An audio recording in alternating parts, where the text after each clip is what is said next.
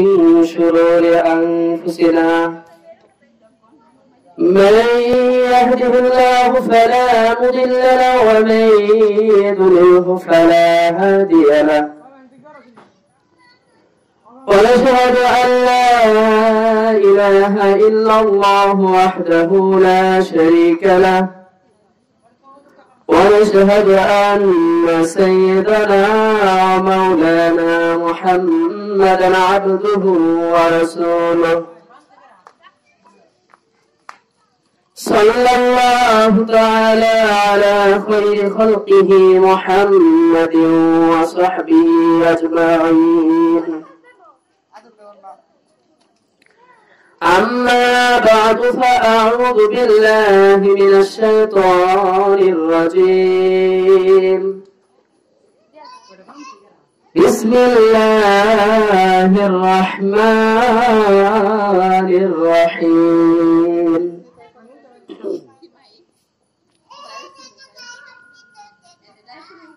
فذكر إن نفعت الذكرى سيذكر من يخشى ويتجنبها الأشقى الذي يصلى النار الكبرى ثم لا يموت فيها ولا يحيا قد أفلح من تزكى وذكر اسم ربه فصلى بل تؤثرون الحياة الدنيا والآخرة خير وأبقى إن هذا لفي الصحف الأولى صحف إبراهيم وموسى. وقال رسول الله صلى الله عليه وسلم الدعاء هو العبادة. عن أبي هريرة رضي الله تعالى عنه قال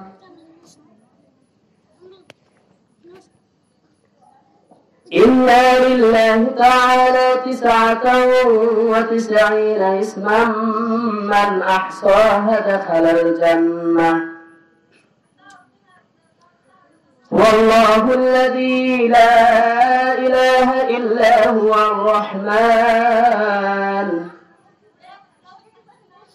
الملك القدوس السلام المؤمن المهيمن العزيز الجبار المتكبر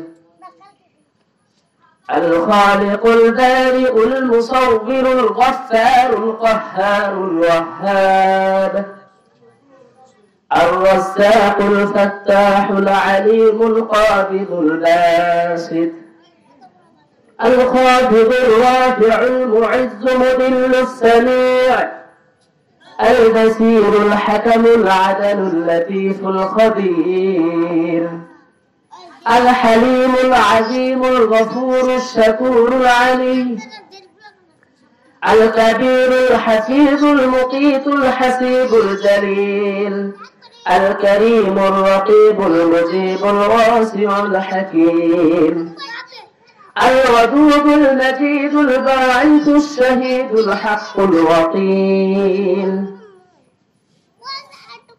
الودود المجيد الباعث الشهيد الحق الوكيل القوي المتين المحسن المبدع المعيد المحيي المميت الحي القيوم الغافر الماجد الواحد الأحد الصمد القادر المقتدر المقدم المؤخر الأول الآخر الظاهر الباطن الوالي المتعالي البر التواب المنتقم العفو الرؤوف مالك الملك ذو الجلال والإكرام المقسط الجامع الغني المغني المانع الضار النافع النور الهادي البديع الباقي الوارث الرشيد الصبور الحمد لله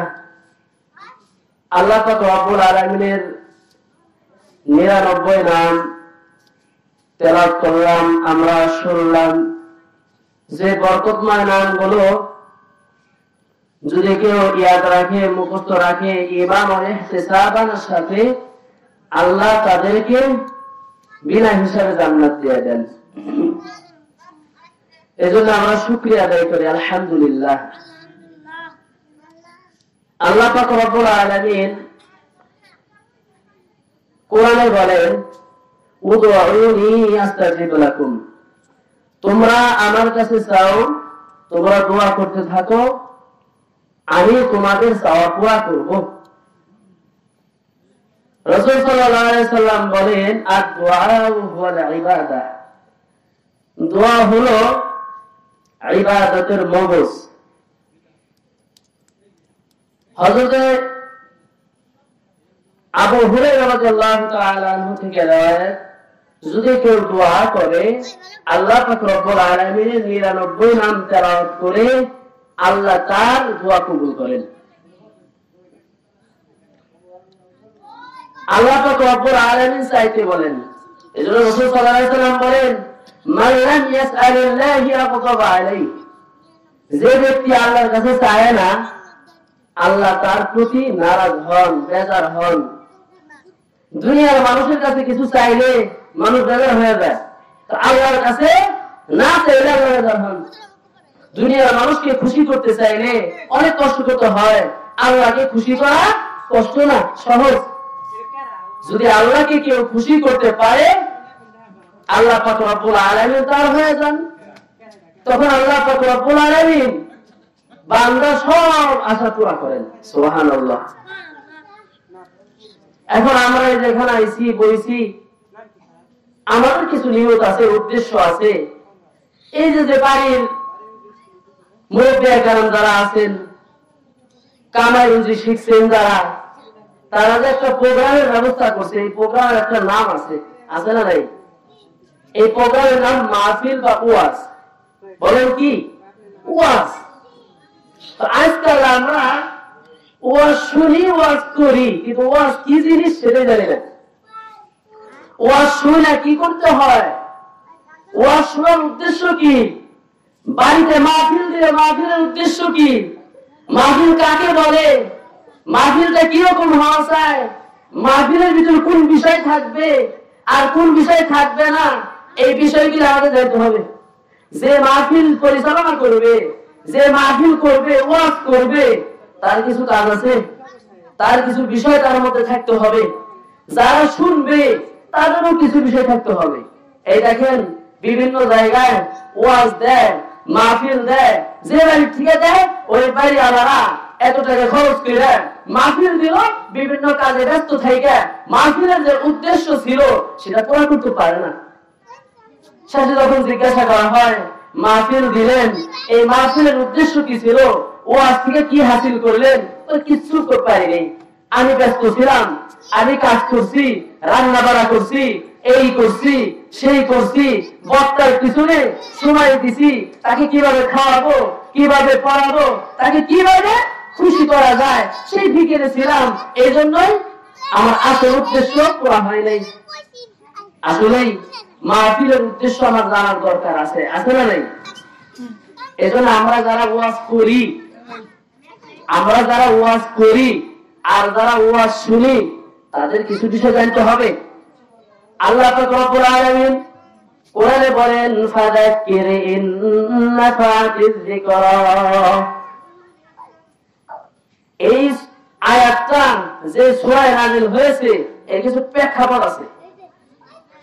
আল্লাহ তাআলা কোরআনে আয়াত নাযিল করছেন, কোন না কোন কারণে নাযিল করছেন।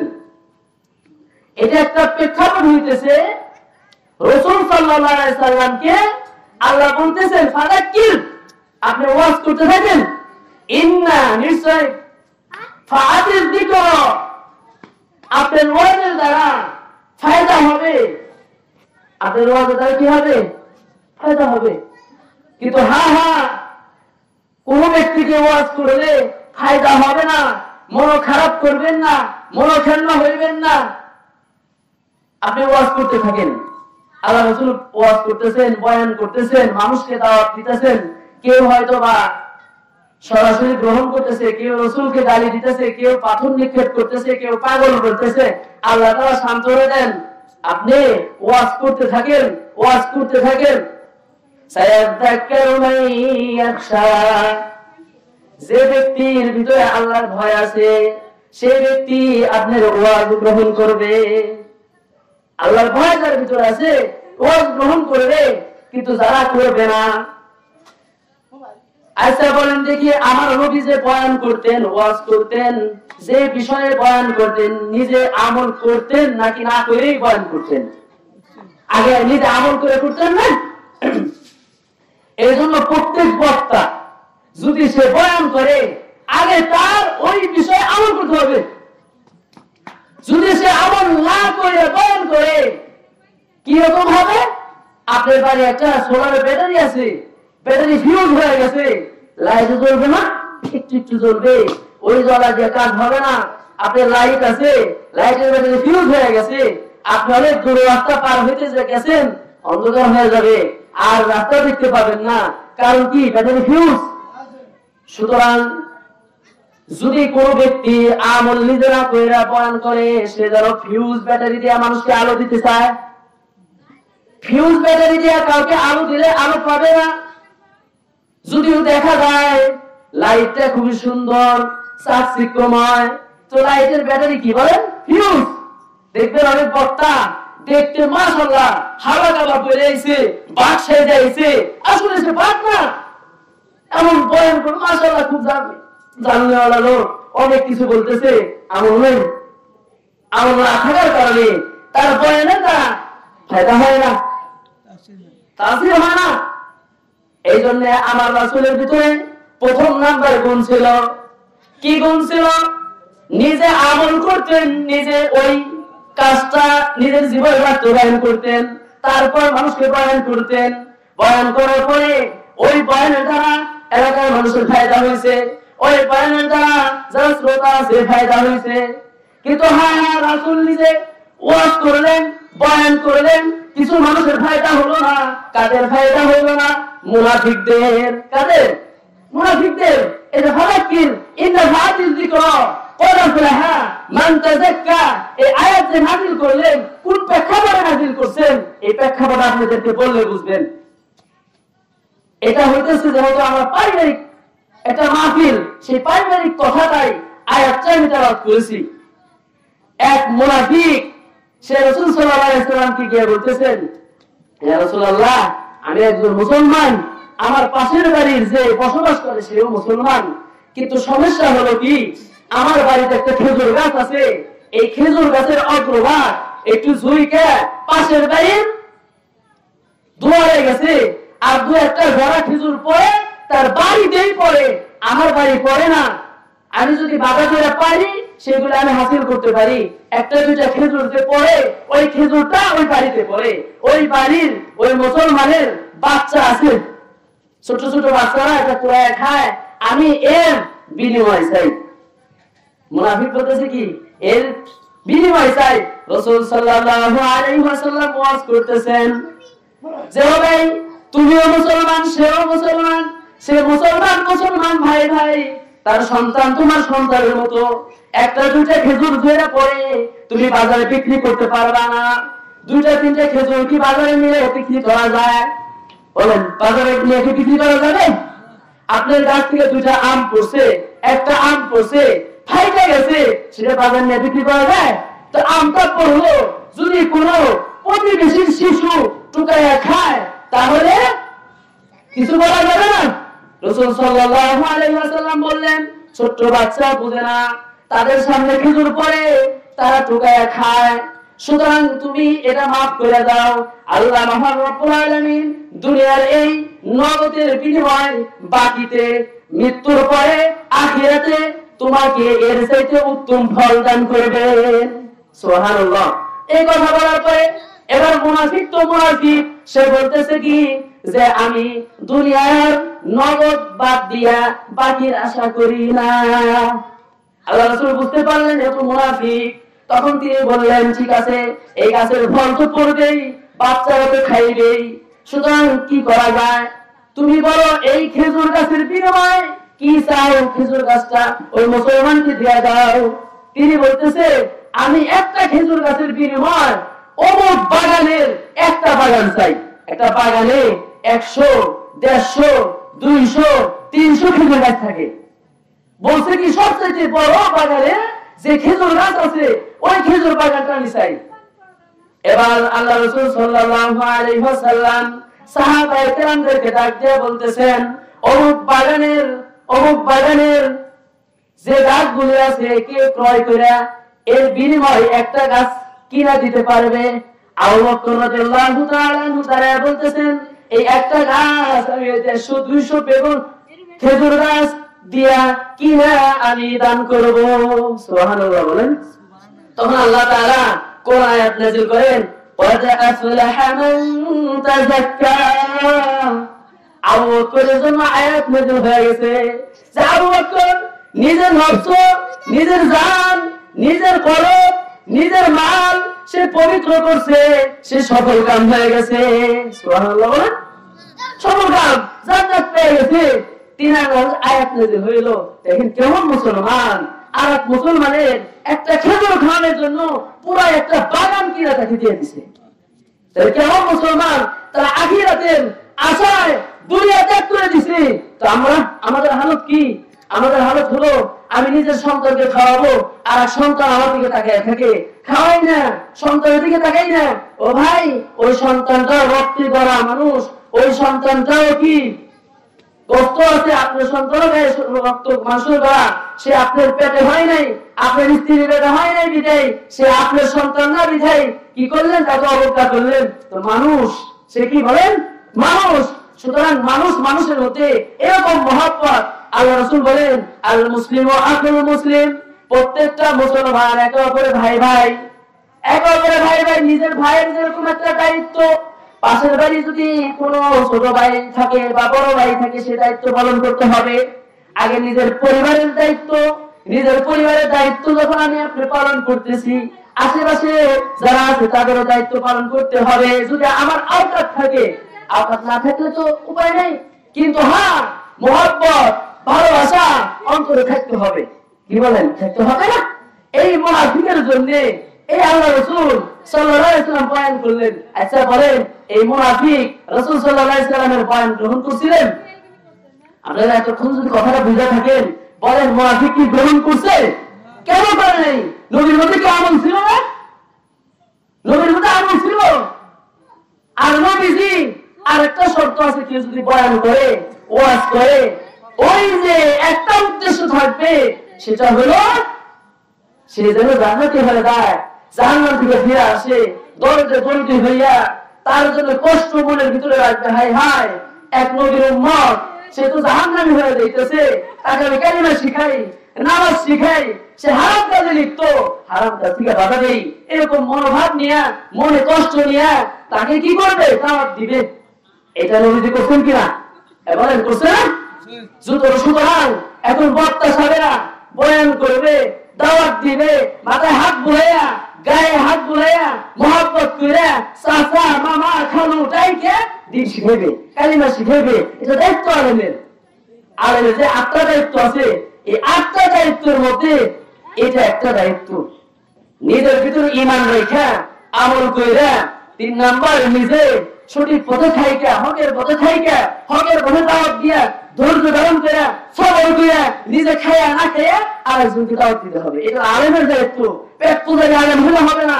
কিভাবে দাওয়াত খাবো, কিভাবে আরেকজনের ধন সম্পদ আমার পকেটে আসবে, এই ধান্দা করা যাবে না। বয়ান করতে হবে, একটা প্রথম নাম্বার আমার ভিতরে আমল থাকতে হবে, ওই আমল করে দাওয়াত দিতে হবে। বক্তা বয়ান করে, বক্তা পিসাব যাইয়া দেখেন পর্দার বয়ান করে, সে নিজে কথা বলে না। নিজের মুড়ি আছে, মুড়িদের বোর সাথে কথা বলে, নিজের মুড়িদের বোর সাথে মেহমানদারির সময় ঠিকই দাওয়াতে বলে না যে তুমি মহিলা, তুমি মেহমানদারি করবা না, তুমি গিয়ে ঘরে বসো, তোমার স্ত্রী, তোমার স্বামী আছে, স্বামীকে পাঠাও। তার কাছে ভালো লাগে? এই পীর না, এই পীর না, এই পীর না, সমস্যা আছে। পীর হইলে ফরজ লঙ্ঘন করতে পারে না, পীর হইলে কখনোই হারাম কাজ করতে পারে না, সমস্যা আছে। সুতরাং আলেম হইয়া সে যদি নিজে পর্দার মধ্যে অটল থাকে তাহলে তার বয়ানে তাসির আছে, বয়ানে কি থাকবে? তাসির থাকবে। হায় হায়, খালি মনে করেন আমি মুরিদ হোক, মুরিদ হইলে হবে, কিন্তু মুরিদরা আসে কালেমা শিখায় না, নামাজ শিখায় না, জিকির শিখায় না, তাসবিহ তাহলিল শিখায় না, হালাল হারাম শিখায় না, কিচ্ছু শিখায় না, খালি হাতিয়া। হাতে যদি 100 টাকা দেয় খুব খুশি, মুসাফার সময় যদি হাতের ভিতরে টাকা দেয় তো জায়েজ নেই, কি নাই বলেন? রাসূল সাল্লাল্লাহু আলাইহি সাল্লাম কখনোই মুসাফার সময় কোনো হাতিয়া নেন নাই। মুসাফা তো মুসাফা, আপনি হাতিয়া দেন কেন? আপনি হাতিয়া পকেটে যদি দেয়, আপনাকে যদি হাতিয়া সিটির মাধ্যমে দেয় সেটা নেন, আপনি হাতিয়া মুসাফা করে নেন কেন? না বলেন যে হাতিয়া এইভাবে দিতে হয় না, হাতিয়া যাওয়ার নিয়ম আছে, মুসাফা করবেন, দোয়া করবেন, ইয়া গফিরুল্লাহু লানা ওয়া লাকুম, আল্লাহ আমাকে মাফ করে দাও, যে ভাই আমাকে মুসাফা করলো এই ভাইকে মাফ করে দাও। এই হচ্ছে আমল ওয়ালা। এই পিশাব পাইছেন কোথাও? এরকম পিশাব যদি পায় থাকেন তার কাছে মুরিদ হন, ওই মুরিদ হয়ে গেলে ওই পিশাবের কাছে ওই পিশাব টাকা দান্দা করবে না। আমি একজন পিশাবের কাছে মুরিদ, আমি একজন মুরিদ, আজ পর্যন্ত আমার পিশাবের কোনদিন 500 টাকা 100 টাকা 50 টাকা দিয়ে সাহায্য নেই। আর উল্টে আমি গেলে বলে বিয়ে করছোস, চলতেছোস, কেমনি কি চলতেছোস? বিয়ে করছোস 5 বছর হয়েছে, বলে কটা শাড়ি দিছা? হুজুর একটাও দিতে পারি নাই, আজ পর্যন্ত দেই নাই শাড়ি, একটা কিনেছিলাম আমার পর, আচ্ছা বাবা 1000 টাকা দিলাম, ঈদের মধ্যে শাড়ি কিনে দিস। এই পিশাব, পিশাব ছিলেন আপনার নিজের খবর নিবে, আপনি খাইছেন না খাইছেন খবর নিবে, কিন্তু কি করে? পিশাবের চিন্তা করে আমাকে 10 টাকা যদি দেয়, 10 জন মুরিদ থেকে 100 টাকা, 1 লক্ষ মুরিদ থেকে আমার 10 লক্ষ টাকা, এই দামটা ভেবে এই দামটা ব্যবসা করতেছে। পিশাব থেকে সাবধান, ধর্ম ব্যবসায়িক পিশাব দুনিয়ার ভিতরে আইসা আমাদের দুনিয়া ধ্বংস করতেছে, মানুষকে দিন শিখাইতেছে না। নবী করিম সাল্লাল্লাহু আলাইহি ওয়াসাল্লাম তিনি আমাদের দিন শিখাইলে কেমন করে নিজে আমল করলেন, দুনিয়ার কোনো আশা করেন নাই। তিনি যে ওয়াজ করছেন কোনদিন তার কাছে কিছু চাইছেন? কোন জায়গায় বলতে আমাকে 50,000 টাকা দিতে হবে, 20,000 টাকা দিতে হবে, 10,000 টাকা দিতে হবে, না হলে আমি ওয়াজ করবো না, এরকম কোন জায়গায় বলছে? এরকম বলে নাই। এরকম অনেক জায়গায় আছে যে অনেক বক্তারা এসে আরে থেকে কি করে চুক্তি করে 20,000 টাকা লাগবে, 10,000 টাকা লাগবে, কিন্তু হ্যাঁ অনেক দেখা যায় কলিমুদ্দিন মনে করেন, কিন্তু তারা বয়ান করে আসে, টাকা তো চাই না, অনেক সময় খায়ও না, ওইভাবে চলে আসে, আর পিছিয়ে পিছিয়ে ঘুরে টাকা দিতে পারে না, এরকম আছে না নাই? আছে। তো তাদের বয়ান আমার কাছে ভালো লাগে না, কারণ যে বয়ানের মঞ্চে বসে সার্কাস দেখাতে পারবে, বিভিন্ন রকম কৌতুক দেখাতে পারবে, বিভিন্ন রকম তামাশা দেখাতে পারবে, তখন আমরা খুশি হই। এই জন্য বলছি ওয়াজটাকে বলে শুনতে হবে, ওয়াজ কি জিনিস আমাদের বুঝতে হবে। প্রথম নাম্বার হলো সে ব্যক্তিটা আমল করে কিনা, ওই ব্যক্তি আমলদার কিনা। ওয়াজ করলো নিজে কিন্তু আমলদার নয়, ফাসিক, মুখের কথা ঠিক নাই, মিথ্যা কথা বলে, আমল ঠিক নাই, তার ওয়াজের দ্বারা ফায়দা হবে না। দ্বিতীয় নাম্বার কাজ হইতেছে তিনি কোনো বিনিময়ের আশা করে না, চুক্তি করে না। ওই ব্যক্তি, এই দুই গুণাওয়ালা ব্যক্তি যদি কোনো মুসলমান ওয়াজ শুনে, মুসলমান ওয়াজ হওয়ার কারণে ওই মুসলমানের ভিতরে কাজ আসবে, ওই মুসলমানের ভিতরে আমল ঢুকবে। সুবহানাল্লাহ। মুনাফিক দারওয়াজি হলো, মুনাফিক দারওয়াজি শুরু, নবীর ওয়াজ শুনলে ওই মুনাফিকের ফায়দা হবে না। সেই মুনাফিককে সে বলবো কি আমি দুনিয়ার নগদের আশায় বাকি ছাড়তে পারি না, কথা বুঝলেন নাই? মুনাফিক কি বলবে যে দুনিয়ার নগদের আশা, নগদ ছাইরা বাকি আশা আমি করবো না। তখন তাকে যতই ওয়াজ করেন, আখিরাতে আপনার জন্য আল্লাহ তাআলা জান্নাতের ফয়সালা করছে, সুতরাং আপনি নামাজ পড়েন, রোজা রাখেন, কালিমা পড়েন, এটা বললে বলবে কি যে হায় আমার দরকার নাই, কারণ কবর তো বাকি, আর নগদ কি আসবে সেটাই বলেন। তখন সে কি করবে? তখন বলবে আমি লাল সালু করি, তখন বলবে আমি মাজার করি, তখন বলবে আমি এই করি সেই করি, কইরা এখন ধর্ম ব্যবসা শুরু করে দিই। ওরা বুঝলেন নাই? এখন বিষয়টা হইতেছে এখন আমার ওয়াজটা শুনবো, আমার ফায়দা হবে কোনটা? দুই নম্বর কাজ, আমার ভিতরে কয়টা গুণ থাকতে হবে। যদি ওই কয়টা গুণ যদি থাকে তাহলে আমরা কি হলো ফায়দা ওরা মুসলমান হব, কাজে আসবে। কথা বুঝলেন না? এখন বলেন আমার আপনার ওয়াজের দ্বারা ফায়দার দরকার আছে নাকি নিজে নিজে শুধু খালি শুনবো যে ফায়দা হোক আর না হোক, আমি ওয়াজ শুনতেছি, এক কান্দা শুনলাম আর এক কান্দা বাইর করে দিলাম, শেষে রান্না বাড়া হইলো, খিচুড়ি খেয়ে চলে গেলাম গা, এই ওয়াজ। ওয়াজ আমার শুনতে হবে, উদ্দেশ্য থাকবে কি যে এই ওয়াজ শুই না আমি আমল করব। আল মাজলিসু বিল আমানা, মজলিস হলো আমানত। এই মজলিসে যা কিছু শুনবো নিজে আমল করব। এই কথাগুলি বাইরে আননি ওয়ালা আয়া, একটা আয়াত যদি আমি মনের ভিতরে রেকর্ড করে নিয়ে যাইতে পারি, আমি আমার বাড়িতে গিয়ে বললাম, আমার স্ত্রীকে বললাম, আমার মাকে বললাম, বাবাকে বললাম, আমার আত্মীয় স্বজনকে বললাম, সেই বিষয়ের উপর আমলে আনবো। আনার পরে সে কি হবে বলেন? জান্নাতি হবে। সুবহানাল্লাহ বলেন। এই আপনাদের সমস্যা কি? বসেন বসেন, বসে থাকা রাখবো। হ্যাঁ বসেন বসেন, ডিস্টার্ব করেন না। এই জন্য আমাদের এই বিষয়গুলো জানতে হবে। ওয়াজ কি জিনিস আগে বুঝেন। আমি তো বুঝলাম কার ওয়াজের দ্বারা আর ফায়দা হবে, কথা বুঝছেন না? কথা বুঝছেন সবাই? আবার আমাদের ফায়দা হবে, আমাদের গুণের দরকার আছে। এবার শুনেন, ওয়াজ কাকে বলে? যে জায়গায় ওয়াজ হবে ওই জায়গার ওয়াজটা আসলে সত্যিকারের ওয়াজে কোরআন, হাদিস, আল্লাহর হুকুম, নবীর তরিকা, আল্লাহর বিধান, নবীর সুন্নাহ আলোচনা হয় কিনা। যদি হয় তাহলে সেটাই ওয়াজ। সুবহানাল্লাহ বলেন। একটা ওয়াজ কাকে বলে? সংক্ষিপ্ত আকারে আল্লাহর হুকুম, নবীর তরিকা, আল্লাহর বিধান, নবীর সুন্নাহ যেখানে আলোচনা হয় সেটাই ওয়াজ। সুবহানাল্লাহ বলেন। এই করার বিষয় যদি না থাকে সেটা ওয়াজ না, সেটা আওয়াজ। এটা কি? আওয়াজ। এবার ওয়াজ বলেন, নবীর তরিকা নাই, আল্লাহর হুকুমের কথা নাই, একটা ফরজের বিধান নাই, কোনো কিছু নেই, সেটা ওয়াজ হলো কিভাবে? দ্বিতীয় নাম্বার পয়েন্ট হলো, আল্লাহর হুকুম না মানলে আমাদের দুনিয়া ও আখিরাতে কি লস আছে?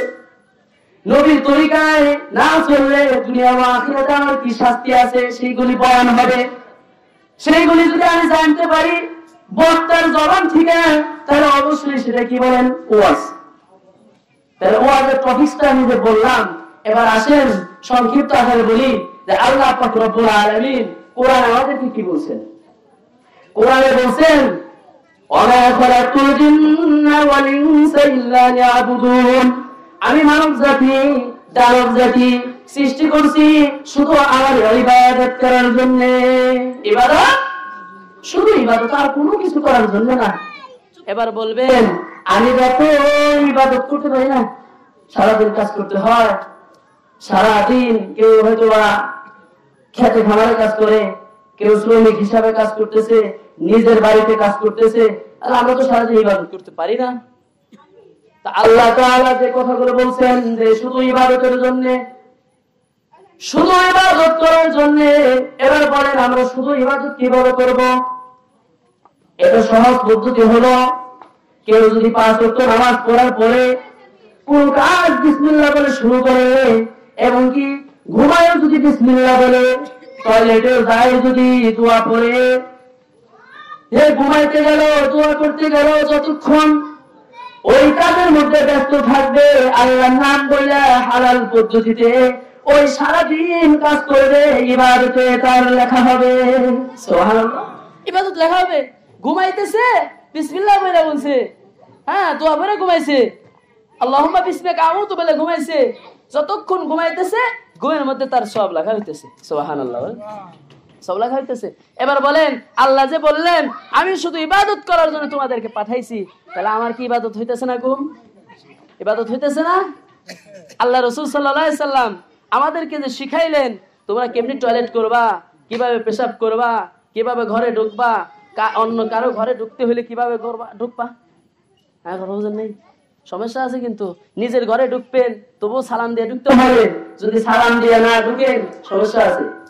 আপনি নিজের স্ত্রী ঘরে ঢুকছেন, সালাম দিয়ে ঢুকেন, কত ব্যাখ্য আছে। এই ঘরে ঢুকে সালাম দিয়ে ঢুকে না, কোন আপত্তিকর অবস্থায় থাকতে পারে না ঘরে। আপনি কি চান আপনার মা এমন অবস্থায় থাকে আপনি দেখে পেলাম? এটা কি চান? এই জন্য ঘরে যাওয়ার আগে সালাম দিতে হবে, অনুমতি নিতে হবে। যদি কোনো ব্যক্তি কোন ঘরে বিনা অনুমতিতে উঠে দেয়, আল্লাহ রাসূল বলেন তার চোখ সরিয়ে যদি টেরা ফেলে দেয়, ফোটা ফেলে দেয়, এটা কি অন্য কেউ জিম্মাদারি হবে না? কারণ সে কেমন কি দিল, এজন্য সালাম দিতে হবে, অনুমতি নিতে হবে। ভিতর থেকে আওয়াজ আসলে তাহলে ঢুকতে পারবেন, আর যদি না অনুমতি আসে বাইরে বসতে থাকতে হবে। আচ্ছা, নিয়ম কি নবী শিখাইছে না? টয়লেটে ঢুকতে হবে, কোন পা আগে দিতে হবে, হ্যাঁ কোন পা, বাম পা। ঢুকার পরে আপনি বসবেন, কিভাবে বসবেন, কোন পায়ের উপর ভর দিবেন, বাম পায়ের উপর। কোন পায়ের উপরে? বাম পায়ের উপরে। আপনি ডাক্তারি মত অনেকে জানেন, মানুষের পায়খানার যে থলিটা থাকে বাম পাশে। সুবহানাল্লাহ বলেন। কোন পাশে? বাম পাশে। এই বাম পাশে যদি বাম পায়ের উপরে কি ভর দিয়া বসে তাহলে কি হয়? পায়খানাটা ক্লিয়ার হয়। সুবহানাল্লাহ। আল্লাহ রাসূল সাল্লাল্লাহু আলাইহি সাল্লামের জামানায় আল্ট্রাসাউন্ডের কোনো মেশিন ছিল? তাহলে তিনি বললেন কেমনি? কারণ আল্লাহ তাআলা যা জানাই দিবেন সবই উপকার, ডাইরেক্ট ইনডাইরেক্ট, ডাইরেক্ট ইনডাইরেক্ট উপকার আছে। আল্লাহ রাসূল সাল্লাল্লাহু আলাইহি সাল্লাম বললেন যে তোমরা টয়লেটে ঢুকবা, বাম পা দিয়ে ঢুকবা। আরে বাম পা দিয়ে ঢুকার কারণে আমাদের ফায়দা আছে, আছে না নাই? আচ্ছা, আপনারা অনেক সময় গাড়িতে উঠছেন না, গাড়িতে নামার সময় হেল্পারে কি বলে, বাম পা দেন, বাম পা দেন। কেন দেয়? কেন দিতে বলে জানেননি? বাম পা যদি দেন, দেওয়ার সময় যদি আপনি নিজের ব্যালেন্স আপনি ঠিক রাখতে না পারেন, বাম পা আগে নামাইছেন, এখন আপনি পড়ে যাইতেছিল, ডান পা দিয়ে নিজেকে কন্ট্রোল করবেন, ঠিক কিনা বলেন? এখনো বুঝেন নাই? টয়লেটে ঢুকছেন, টয়লেট গান্দা জায়গা, নাপাক জায়গা, বাম পা দিয়ে ঢুকছেন, হইতে পারে পিছলা, পিছল খাই পড়ে যাইতেছেন, ডান পা দিয়ে নিজেকে কন্ট্রোল করবেন। সুবহানাল্লাহ বলেন। এবার বলেন, আল্লাহ রাসূল যে বিধানটা বলছেন আমাদের জন্য উপকার না? এগুলো বলেন উপকার না? উপকার। ওনাদের বসাইতেন, ওনাদের বসাইতেন, তাই না? বসান, লড়াইয়েন না, উপকার এটা। আবার শুনেন, আল্লাহর ঢিলা কুলুপ ব্যবহারের কথা বলছেন, বলেন নাই? টয়লেটে যায় ঢিলা কুলুপ ব্যবহার করা, পানি খরচ করা, ঢিলা কুলুপ কোনো মহিলা যদি ব্যবহার না করে, বুঝেন নাই, রান্না বাড়া করে, হাতের মধ্যে থাকে না ভাগ। আপনি মনে করছেন কি এমনিতেই দেখেন খানা খাওয়ার পরে হাতে যে কালারটা হয়ে যায়, বাম হাতের কালার ডাইন হাতের কালার এক না, অন্যরকম হয়ে গেছে। খানার মধ্যে যদি এত কালার থাকে, টয়লেটে পায়খানা এত খানা খায় আরো বেশি কালারিং হয়েছে না? এই কালারিং হয়ে যাওয়ার কারণে এইটা যদি আপনি ঢিলা কুলুপ না করেন, হাতের মধ্যে কি লাগছে না? লাগার কারণে এটা এমন হয়েছে যে কালারটা লেগে আছে, হাতের মধ্যে নদীর মতো আছে না? নাই, এই নদীর মধ্যে যায় থাকে, এখান থেকে ভাইরাস উৎপন্ন হয়, ব্যাকটেরিয়া তৈরি হয়, করোনার মতো বড় বড় ভাইরাস আপনার পেটের ভিতরে ঢুকে যেতে পারে, ঠিক না বলেন? তাহলে ঢিলা কুলুপ করতে হবে না?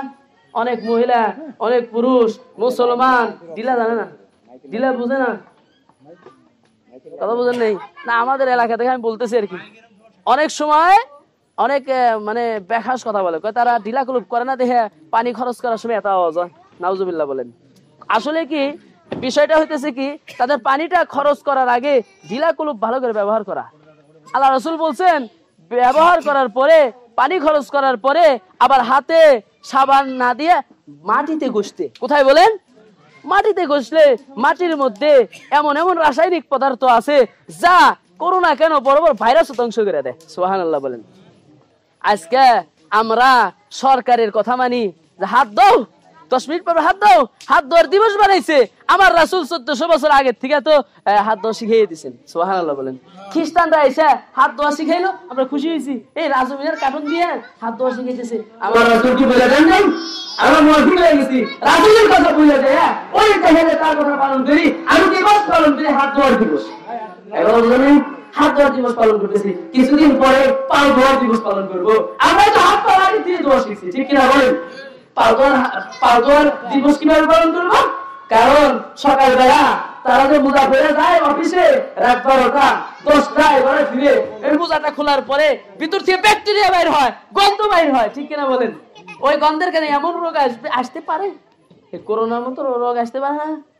ও দেখবেন কি ইহুদি খ্রিস্টান বেঈমান যারা আছে তাদের রাষ্ট্রে করোনা বেশি হইতেছে। মুসলমানদের মধ্যে দেখেন কয়জন হয়েছে? মাদ্রাসার মধ্যে কয়জনের করোনা হয়েছে বলেন দি, বলতে পারবেন?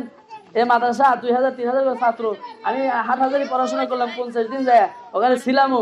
হাটহাজারি এত লক্ষ লক্ষ ছাত্র, কিন্তু ওই জায়গায় একটা ছাত্র করোনা নাই। সুবহানাল্লাহ বলেন। কেন নাই?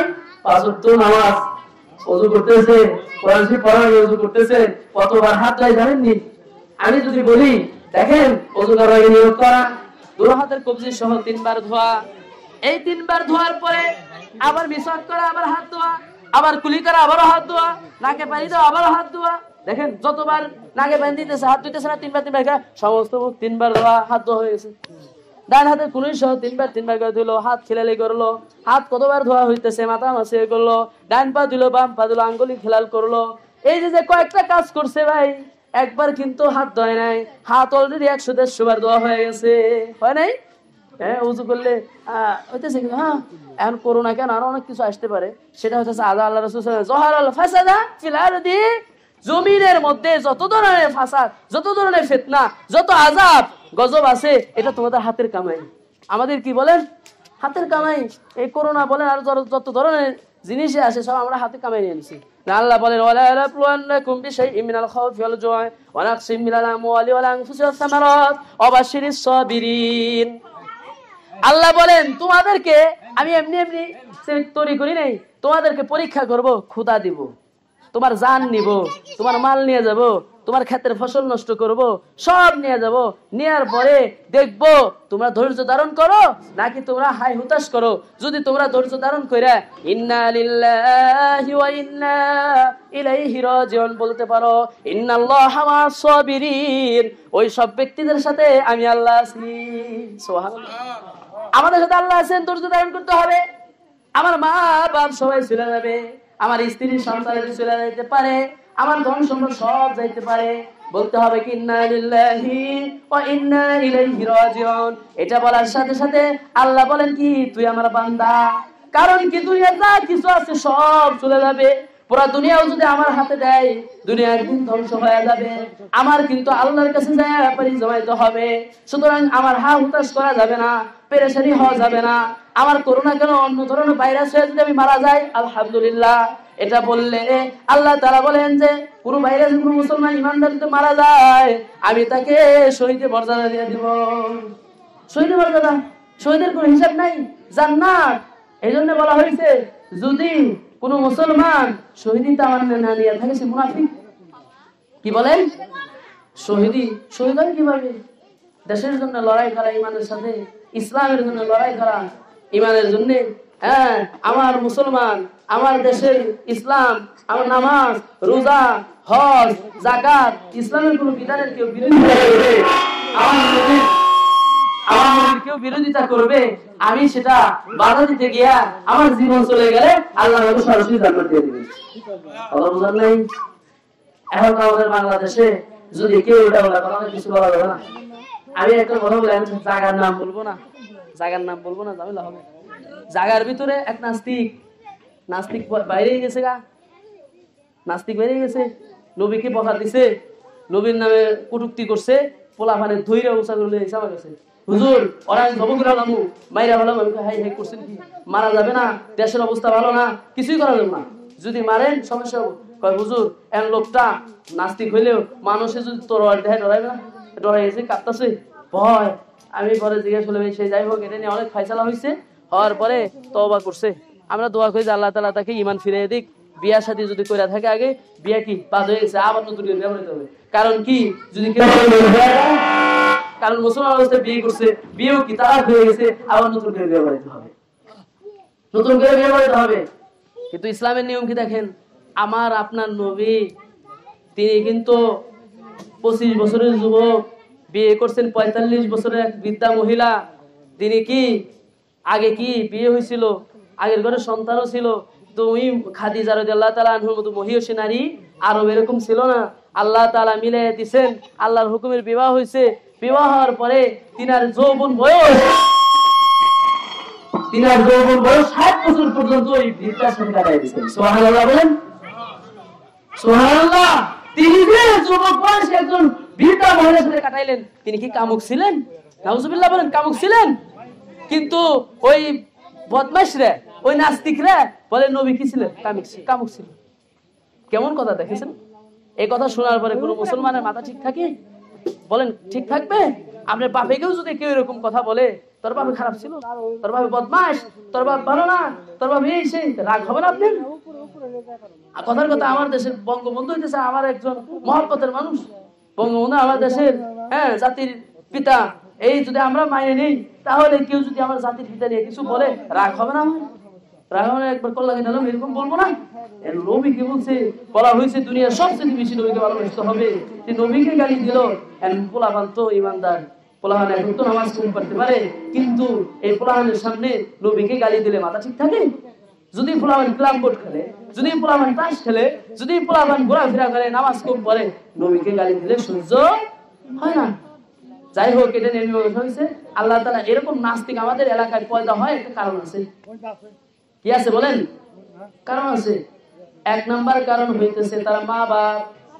বলেন কারা? বলেন মা বাপ। মা বাবার কারণে সে হইল নাস্তিক।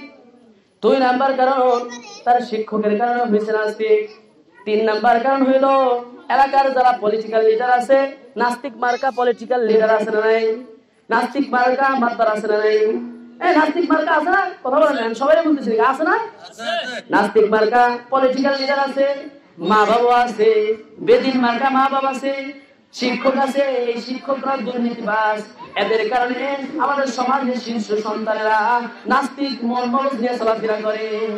নাস্তিকতার মন মানসিকতা হইতেছে এই 3 জাতির কারণে। এই জন্য ভাই, আমরা যারা এই 3 জাতির মধ্যে আছি, আমাদের সংশোধন হতে হবে। আমরা হয়তো কেউ শিক্ষক, কেউ হয়তো মা বাপ, কেউ হয়তো পলিটিক্যাল লিডার। আমি অনেক জায়গায় বয়ান করছি, সব পাশে আমার চেয়ারম্যান ছিল, এমপিও ছিল, অনেক সময় প্রেসিডেন্ট, অনেক সময় ওসিও ছিল, ডিসিও ছিল। তাদের সামনে আমি বয়ান করেছি, যদি এই 3 জাতি ঠিক হয়ে যায়, আমাদের সমাজের সব সন্তানরা ঠিক হয়ে যাবে। সুবহানাল্লাহ বলেন। এই 3 জাতির মধ্যে আমরা বলেন, এখানে যারা যারা আছে অনেকে কিন্তু মা বাপ, অনেকে মা বাবা আছে আমাদের মধ্যে, আবার অনেকে বড় ভাই, তার জিম্মাদারিত্ব আছে না নাই? আছে। সুতরাং আমরা যারা নিজেদের জিম্মাদারিত্ব নিয়ে আছি, আমাদের সম্পর্কে আল্লাহ রাসূল সাল্লাল্লাহু আলাইহি সাল্লাম বলেছেন, আলা কুল্লুকুম রাইন ওয়া কুল্লুকুম মাসউলুন আন রাইয়াতিহি। আলা কুল্লুকুম মানে তোমরা সবাই জিম্মাদারিত্ব নিয়ে দুনিয়াতে আসছো। তোমরা সবাই রাখাল। রাখালের দায়িত্ব হইলো কি? তার পশুকে এমন ভাবে চড়াইবে যেন বাঘে না খায়, একে খুব দেখাশোনা করবে। ঠিক তো দ্রুপ আমরা সবাই জিম্মাদার। এই জিম্মাদারিত্ব নিয়ে কেউ হয়তো বা মা বাপ সন্তানের জিম্মাদারিত্ব আছে, কেউ শিক্ষক তার ছাত্রের জিম্মাদারিত্ব আছে, কেউ পলিটিক্যাল লিডার তার কর্মীদের জিম্মাদারিত্ব আছে। প্রত্যেকের জিম্মাদারিত্ব সম্পর্কে কুল্লুকুম মাসউলুন আন রাইয়াতিহি, আল্লাহ তাআলা জিজ্ঞাসা করবেন কিয়ামতের মাঠে ওই কাঠ করে দাঁড়াইয়া যে তুমি তো মা বাপ ছিলা, তোমার সন্তানের খবর কি? তুমি তো ছিলা কি পলিটিক্যাল লিডার, তোমার কর্মীর খবর কি? তুমি তো ছিলা শিক্ষক, তোমার ছাত্রের খবর কি? তুমি হক কিছু আদায় করছাও নাকি তুমি আরেকজনের সময় নষ্ট করছো? আমাকে 1 ঘন্টা দেওয়া হয়েছে আমার ছাত্রকে পড়ানোর জন্য, আমি 10 মিনিট নষ্ট করে আসলাম। আইসেন বলেন দেখি, একটা ছাত্রের 10 মিনিট আমি নষ্ট করলাম। এখানে ছাত্র আছে 100, 10 করে গুণ দিলে কত হয়? এত মিনিট যে আমি নষ্ট করলাম, আল্লাহর কাছে আমি জবাব দেব কিভাবে? যদি জিম্মাদারিত্ব পালন করে মাদ্রাসার শিক্ষক করে, আমরা যে মাদ্রাসায় যাই 8টা থেকে ক্লাস 7টার সময় যায় বলে থাকি, কারণ যদি 1 মিনিট দেরি হয় আল্লাহর কাছে আমি জবাব দিতে পারবো না। এই ভয়টা আমাদের মধ্যে আছে বিধায় আমরা এই ভয় নিজের ভিতরে পালন করি, লালন করি। এই জন্যই মাদ্রাসায় যাওয়ার আগে আমরা পয়সা থাকি যে হায় হায় আমার এই সন্তানদেরকে, আমার এই ছাত্রদেরকে আমাদের কাছে জিম্মাদারিত্ব দিছে, তাদের 1টা মিনিটও নষ্ট করা যাবে না। ঠিক কিনা বলেন? নষ্ট করা যাবে না। এই জন্য পয়সা থাকি, সন্তান হাতে ধরে শিখাই। আপনাদেরকে আমি যদি আমার ছাত্রদের বিষয়ে আমি বলি, আপনারা আশ্চর্য হয়ে যাবেন। নার্সারি পড়ে, নার্সারি। আমি যদি এখানে যদি বলি চকলেট নিয়ে আসেন, খাতা কলম লেখেন, আপনি দেখে বলবেন স্কুলের আয়ে বিয়ে পড়ে, তার সাথে যদি লেখা সুন্দর না হয়, পড়ার স্টাইল ভঙ্গিমা যদি ভালো না হয়, আপনি আমার এখানে যা বলেন আমি তাই শুনবো। বিশেষ হয় না? নার্সারি ছাত্র, নার্সারি ছোট বলাবান। কারণ কি? ওই 1টা ঘন্টা যে পড়াবো, ওই ঘন্টার এমন ভাবে আমার মাথা নষ্ট হয়ে যেতে পারে, মাগার ওর জীবন ধরে নষ্ট না হয়। ঠিক কিনা বলেন? আমি পাগল হয়ে যেতে পারি পড়াইতে পারিতে, কিন্তু তারা যে জিম্মাদারিত্ব আমার কাছে দিছে, এই জিম্মাদারিত্ব আমার পালন করতে হবে। আমি শহীদ হয়ে যেতে পারি জিম্মাদারিত্ব পালন করতে করতে। জিম্মাদারিত্ব একটু যেন অবহেলা না হয়, এটা শিক্ষকের দায়িত্ব। এই শিক্ষক পাবে না একমাত্র মাদ্রাসায় গেলে। এই জন্যই মাদ্রাসার শিক্ষকরা মনে করেন আরবি বাংলা পারে না, ইংরেজি পারে না, তারা সায়েন্স বুঝে না, তারা পলিটিক্যাল বুঝে না, তারা কিছুই বুঝে না। না না, এটা ভুলের মধ্যে আছে। আলেমরা আমার খবর নিয়ে দেখেন, একজন আলেম আইনা তারা করাইবেন, একজন আইবি পাশে তারা দেখবেন, আলহামদুলিল্লাহ তাদের একজন নেতাকে বক্তব্য দিতে বলবেন, একজন আলেমকে বক্তব্য দিতে বলবেন। কার কথা শুদ্ধ, কার কথাটা অরিজিনাল কথা দেখবেন। কথার মধ্যে একটা কি আছে? মাধুর্য আছে। এটা কেন আছে বলেন দেখি? কারণ তার জিম্মাদারিত্ব তার ভিতরে আছে। এখন আমরা যে যে জিম্মাদারিত্ব আছে আমাদের জিম্মাদারিত্ব পালন করবো না ইনশাল্লাহ, করবো না ইনশাল্লাহ। মা বাবার যে জিম্মাদারিত্ব, আপনি আমি কথাগুলি ভাঙা ভাঙা ভাবে বলতেছি, নিজের এলাকা বিদায় কোনো সুর দিতেছি না, সুর আসতে চাইলেও আমি সুর বন্ধ করতেছি, কারণ হইতেছে আমার কিছু কথা আপনাদেরকে বলতে হবে। কি বলেন, বলতে হবে না? দায়িত্ব আছে না আমাদের। এখন আপনারা চিন্তা করতে পারেন ফরিদপুর পোলা এ তো থেকে দেখতেছে আর কি কথা ভাই, কথা শোনাটা বড় কথা না, এটা আমি নিজে আমল করার চেষ্টা করব। আমি আপনাকে বলার মানে হইলাম আল্লাহ আমাকে আমল করার চেষ্টা করার তৌফিক দান করো। আমি যতটুকু করার চেষ্টা করতেছি আল্লাহ যেন আরো তৌফিক দান করে, এটা মনে মনে ধারণা নিয়ে বসতে হবে। আমি ইমামতি করব, ইমামতি করার আগে আমি যদি চিন্তা করি ইমামতি করলাম, নামাজ পড়লাম, নামাজ পড়ে চার দোকানে বসে বসে টিভি দেখবো, নাচ গান দেখবো, এটা মনে মনে দিলে কেমন নামাজ হবে? আমি যে নামাজ পড়লাম আমারই হয় নাই, আমার মুসল্লিদের নামাজ হবে। এই জন্য ইমামতি করতে গেলে আগে আস্তাগফিরুল্লাহ ইস্তিগফার কইরা তওবা কইরা দাঁড়াইতে হবে। আল্লাহ আমার জীবনে গুনাহ মাফ করে দেন, আমি আসলে ইমামতি করার যোগ্য না, দাঁড়াইছি আমার নিষ্পাপ কইরা তাছাড়া এদের নামাজ হবে না, ঠিক আছে না? এটা বলে ইমামতি করতে হবে, এত সহজ না। আমি অনেক ইমামদের দেখি লজ্জা, ওদের জন্য ধিক্কার। নামাজ পড়ে চার পত্রিকা পড়তেছে, টিভি দেখতেছে, কথা বুঝেন নাই? এত সহজ না, দায়িত্ব পালন করা এত সহজ না। দায়িত্ব একটা দামি জিনিস। দায়িত্ব সম্পর্কে আল্লাহ তাআলার কাছে আমাদের প্রত্যেককেই হিসাব দিতে হবে। দাঁড়া করাইবেন কাট করায়। এই যে তিন জাতির কথা বলছি, এই তিন জাতি ছাড়া আর কি আছে বলেন? আমরা সবাই তিন জাতির মধ্যে আছি না নাই? আমরা প্রাথমিক ভাবে আমাদের সন্তানকে দিন শিক্ষা দেব। ভাই যদি একটু দুঃখের সাথে বলি শোনেন, আজ থেকে 10 বছর 15 বছর আগে দেখতাম আমাদের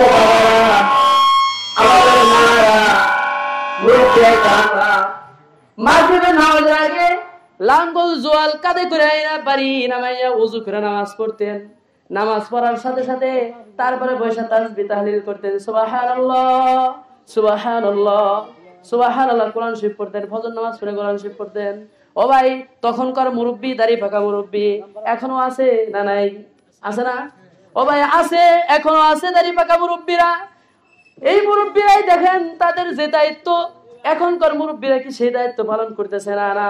মাগরিবের নামাজ পয়সা যদিও দেখা যায় আমার কিছু দাদা আছে চাপা বানায়, আমি তাদের কাছে পয়সা পয়সা গল্প শুনতাম, দাদার কাছে গল্প শুনতাম, মুরব্বিদের কাছে গল্প শুনতাম। তারা গল্প করতো যে মুসা আলাইহিস সালাম কেমন ছিলেন, তিনি কিভাবে ওই বনি ইসরায়েলদের কবল থেকে মুক্তি পাইলো, তাদের কাছে গল্প শুনতাম। ইউসুফ আলাইহিস সালাম গল্প শুনতাম আব্বার কাছে ঘরে বসে বসে। ও ভাই, এমন মুরব্বি কিন্তু আগে ছিল যারা সন্তানদেরকে ঘরে বসে বসে দিনই তালিম দিত, গল্পের তালে তালে দিত না নাকি? এখন কি দেয় ভাই?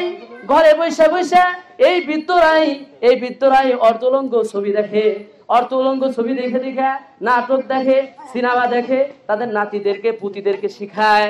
তারা দেখা যায় বড় হওয়ার আগেই এমন পর্যায়ে পৌঁছে যায়, পরে এসে আফসোস করে আমাদের কাছে যে ভাই তারা এরকম লম্পট হয়ে গেছে, বদমাশ হয়ে গেছে।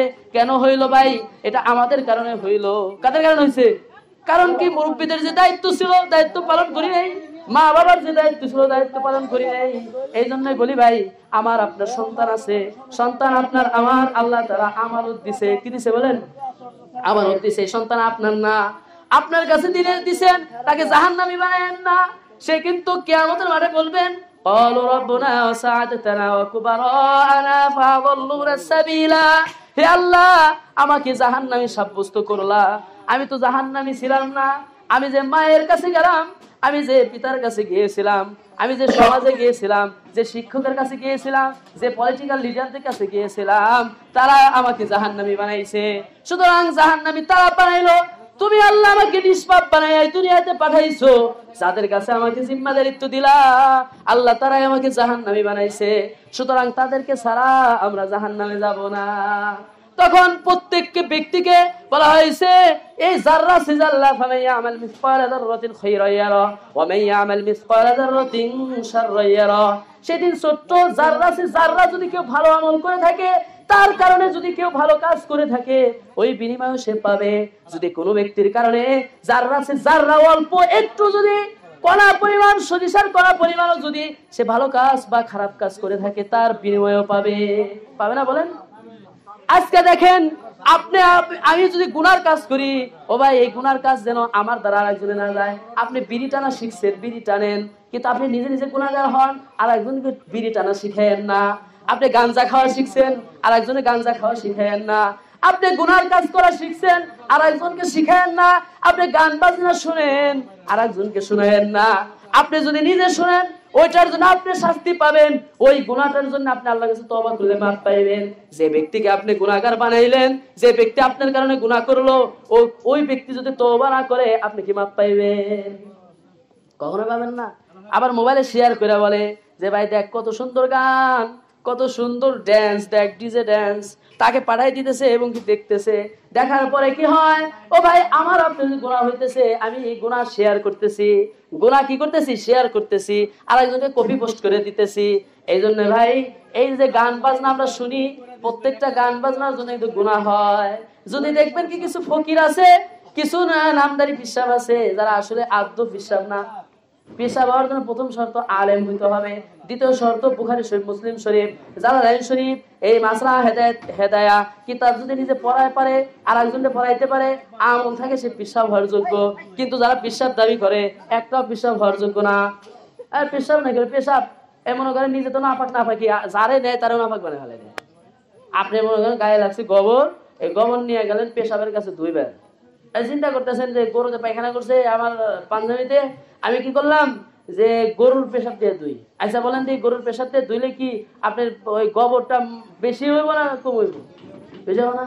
আমাদের অবস্থা হলে আমার কলব নাপাক হয়ে গেছে, কলব নাপাক হয়েছে হারাম খাইতে খাইতে, মিথ্যা কথা বলতে বলতে, গীবত করতে করতে, হিংসা বিদ্বেষ করার কারণে, অহংকার থাকার কারণে 10টা রোগ আমার ভিতরে ঢুকে গেছে। কিন্তু এই রোগগুলি সারাবের জন্য গেলাম কার কাছে? পেশাবের কাছে। যে পেশাব নিজেই নাপাক, বলে না আমার দরকার নেই, গাঞ্জা টানো, বিড়ি খাও, গান বাজনা করো, এরকম পেশাবা আছে ভাই। সেজদা করবার কয়, নিজের সেজদা করতে বলে। এই কপাল শুধুমাত্র কার জন্য? আল্লাহর জন্য। কার জন্য? আমাকে আপনি সাপের মতো বানাই নাই, গোড়া গাদার মতো বানাই নাই, ছাগলের মতো বানাই নাই যে গাল মিশা করে আরেকজনের কাছে মাথা নিচু করে থাকেন। আল্লাহ তাআলা বানাইছেন মাথা উঁচু করে। নামাজের সময় আল্লাহকে সেজদা করতে হবে। আল্লাহ রাসূল বলেন যদি কাউকে সেজদা করা জায়েজ হইতো, আল্লাহ তাআলা হুকুম করে দিতেন যে প্রত্যেক স্ত্রী তার স্বামীকে যেন সেজদা করে। যেহেতু এটা জায়েজ নাই, এই জন্য স্ত্রীকে এই হুকুম দেন নাই। স্ত্রীকে হুকুম দিচ্ছেন? দেন নাই। হ্যাঁ, স্ত্রীর কথা যখন আসলে একটা কথা না বললেই না। ফখরুদ্দিন সাহেবের স্ত্রী ইন্তেকাল করছে, ইন্না লিল্লাহি, আপনারা জানেন কিনা? ইন্তেকাল করছে, চলে গেছে।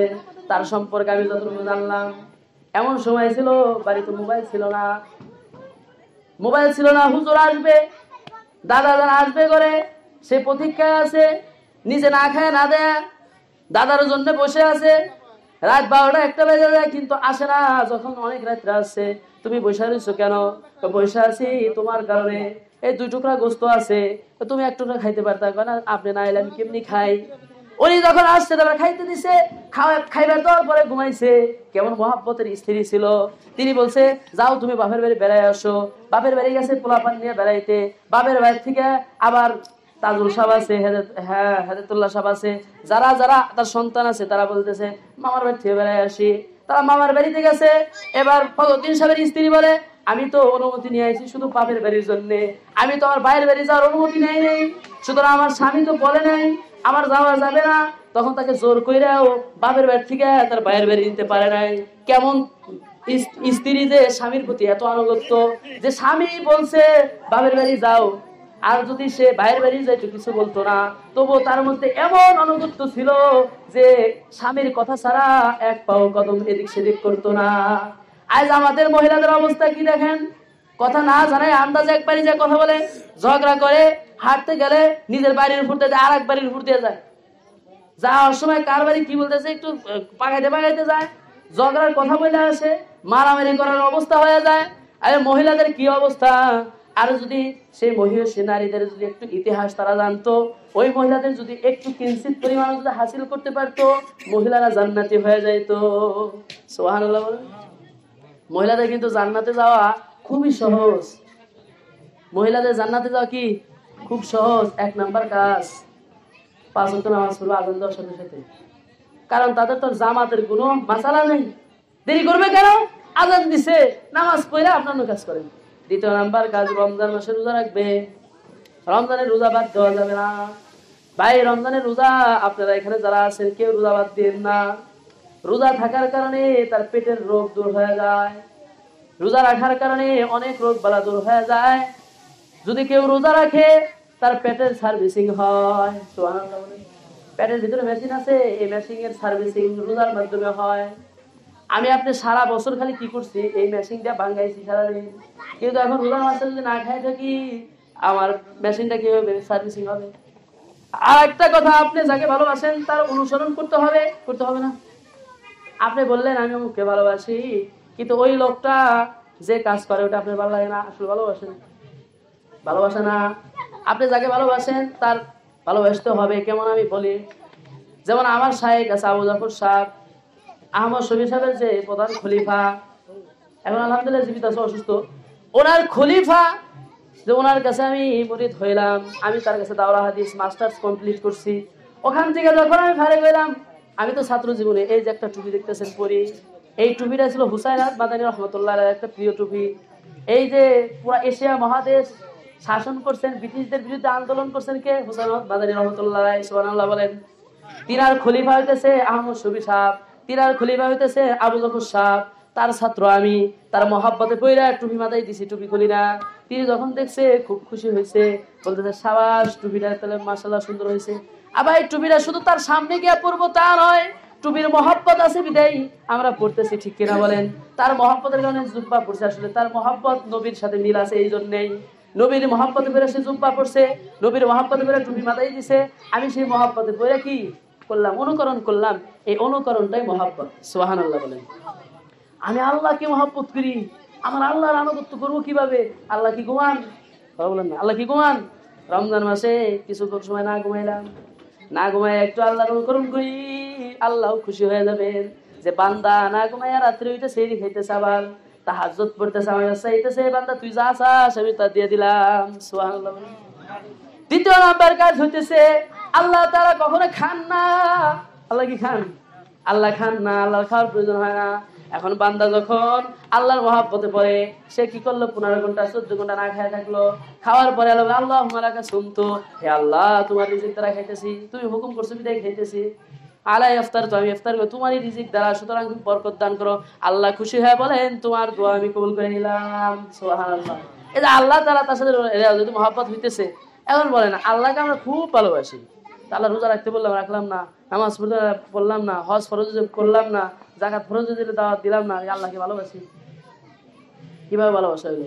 আমাকে আপনাকে যদি কেউ 10,000 টাকা ফাও ফাও দেয়, তার গোলাম হয়ে যাবো। আপনি জানেননি নেতার পিছনে ঘুরে অনেকে এক কাপ চা খাওয়ার জন্য, নেতার বিরুদ্ধে কেউ কথা বললে তার গলা নামায় দিকে এরকম বলে, সাবধান আমার নেতার নিয়ে কিছু বলবে না, সাবধান, কিছু বললে ঝড় হয়ে যায়। আমি সেদিনকে হঠাৎ একটা কথা বেরিয়ে গেছে আর কি, নেতার বিরুদ্ধে যায় নাই, খালি বলছি যে আলেমুল আমার দায়িত্বটা ঘৃণা জানানো, ঘৃণা তো জানাইতে হবে, তাই না? আপনি যে কাজ দেখবেন হারাম, ওই কাজটা আপনি যদি 3 ভাবে করেন আপনি ইমানদার থাকবেন। কয় ভাবে? 3 ভাবে। আপনি আগে মাররা মিনকুম মুনকারান ফালিয়ুগাইরুহু বিয়াদিহি, বিয়াদি মানাহা ফাইল্লাম ইস্তাদি ফাবি লিসানিহি। 2 নাম্বার কাজ জবান দ্বারা, ফাইল্লাম ইস্তাদি ফাবি কলবিহি, অন্তর দ্বারা। এই 3টা কাজ হলো কি? এলাকার মধ্যে হারাম কাজ চলতেছে, অবৈধ কাজ চলতেছে, অনেক কাজ চলে না, অবৈধ কাজ চলে না। এলাকার ভিতরে যদি কোনো মনে করেন এরকম কোনো হারাম কাজ করতে থাকে, সামাজিক ভাবে হোক, রাষ্ট্রীয় ভাবে হোক, আন্তর্জাতিক ভাবে হোক, এটা আপনি 1 নাম্বার ইমানদার যদি হন, সরাসরি তাকে বাধা দেন। সরাসরি কি দেন? আমি এলাকার ভিতরে এক বাড়িতে বক্স বাজাইতেছে, জঘন্যতম গান, আমার ছাত্ররা হুজুর কি গান, ওই টুকটুকি মাইয়া গান বাজাইতেছে। কথা বলছেন? আমার কিন্তু যে আমার মুসল্লি হয়েছে, কথা বলছেন, এই বাজাইতেছে, আমার রাগ হয়ে গেছে। আমি বলি এদের কি মেয়া নাই, এদের কি বউ নাই? পড়াশোনা করে নিজের মেয়ে গুণ আছে, নিজের মেয়েরা আছে, অবৈধ গান বাজায়, আবার এমন এমন গান বাজায়। আসলে গান বাজানো শুনে আমাদের সন্তানরা লম্পট হইতেছে। কথা বুঝেন নাই? লম্পট বদমাশ হওয়ার জন্য এরকম গান বাজনাই যথেষ্ট।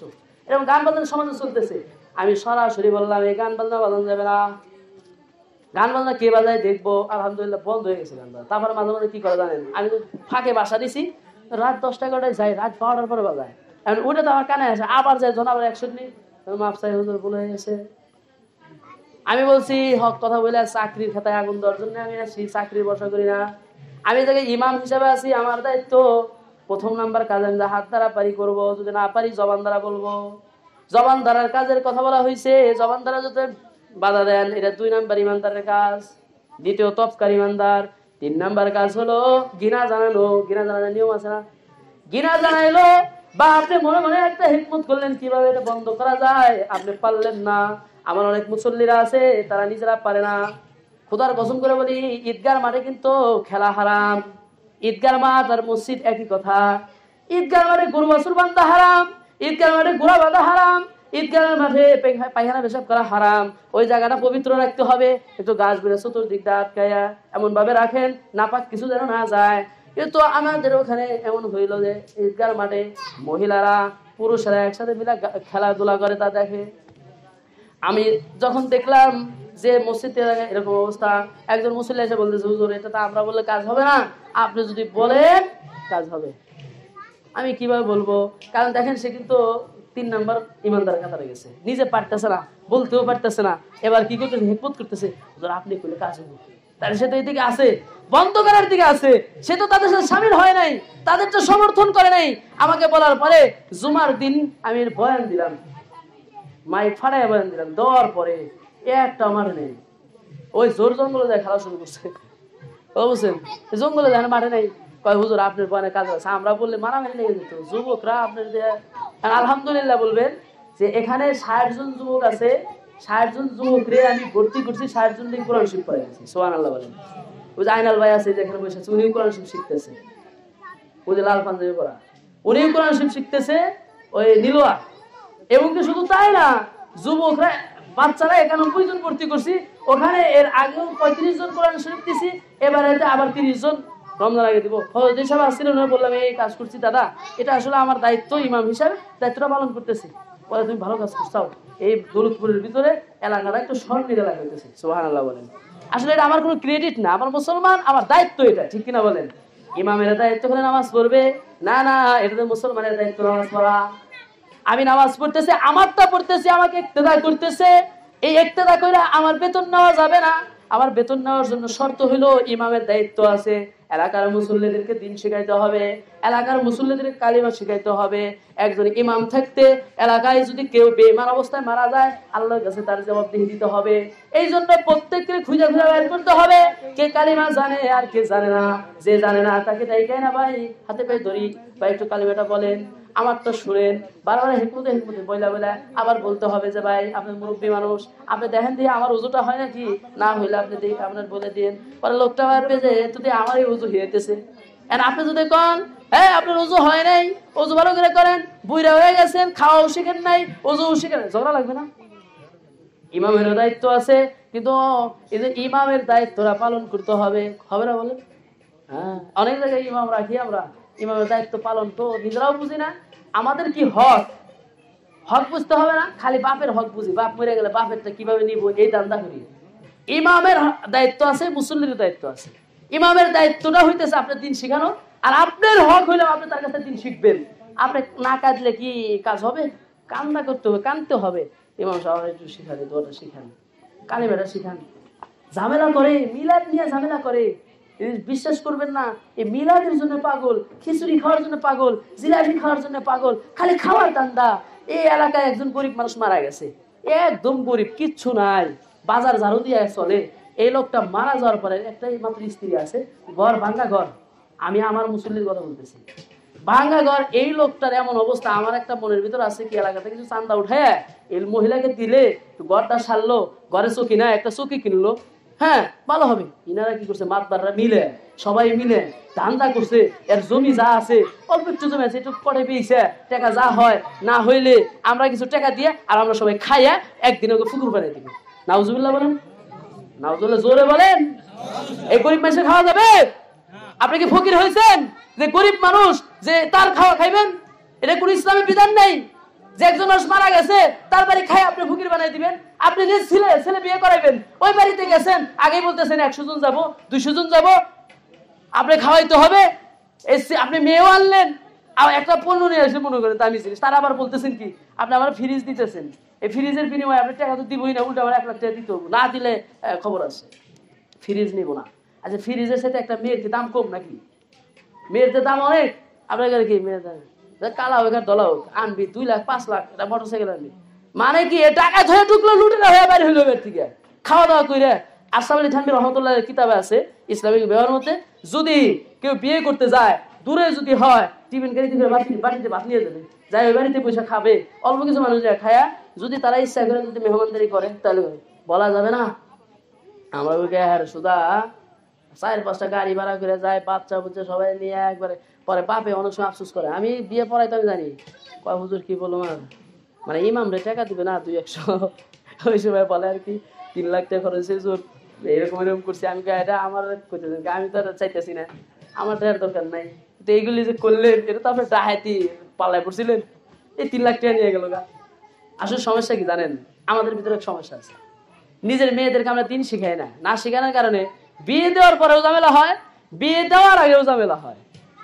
বিয়ে দেওয়ার আগে কি আপনি দিন শিখান, ইসলাম শিখান, পর্দা শিখান, এই মেয়েকে আলহামদুলিল্লাহ যৌতুক দিয়ে বিয়ে দিতে হবে না, সুবহানাল্লাহ বলেন। যদি যৌতুক দিতেও হয় সেটা ওই যৌতুক না, হাদিয়া দিবেন, ভালো হয়। এই জন্য বলছে ওই দা খতবা ইলাইকুম মান তারদাউনা দীনুহু ওয়া খুলুকুহু, যদি আপনার মেয়ে থাকে ঘরে বা ছেলে থাকে প্রস্তাব আসতে পারে। আচ্ছা একটা কথা আমি বলি, আচ্ছা বলেন যে প্রস্তাবটা মেয়ের পক্ষ তো আসে না ছেলের পক্ষ থেকে আসে? জোরে বলেন। আপনাদের ছেলের পক্ষ থেকে আসে বলেন তো? রাসূল সাল্লাল্লাহু আলাইহি সাল্লাম নিজে যে প্রস্তাব করছিলেন না খাদিজা এসে প্রস্তাব করছিলেন? আর খাদিজা প্রস্তাব করছিলেন, মেয়ের পক্ষ থেকে এসে প্রস্তাব দেওয়া এটা সুন্নাত। আমরা উল্টা করছি, আমার মেয়ে আছে করে বিবাদে পড়ছি, আমার মেয়ের জন্য কারো কাছে যেতে পারি না, কবে আসবে না আসবে বুড়ি হয়ে যেতেছে মেয়ে। কিন্তু আপনি নিজে আপনার মেয়ের জন্য ভালো নেককার পরহেজগার একটা স্বামী দেখেন, জামাই দেখেন, দেখে তারপর আপনার কাছে যান যে আপনার ছেলেকে আমার ভালো লাগছে, আমার মেয়েটা আপনার ছেলের সাথে দিতে চাই। এই কথা যদি বলেন, ওই মেয়ে যদি আপনার পরহেজগার হয়, দিনদার হয়, কি হবে? খুশি হয়ে নিয়ে যাবে, সুবহানাল্লাহ বলেন। সমস্যা হলো কি জানেন, আমি চিন্তা করি আমার মেয়ে হাজিলের আড্ডি, আমার মেয়ে যেরকম পাজি, এরা যে দিব কথা বোঝেন নাই, নিবে কারা? যে আসুক তার গলায় বেঁধে দিব, যারও তার পিঠে তারে দিয়ে দিব, নিয়ে এসে যাবো না তাই করুক, কথা বোঝেন নাই।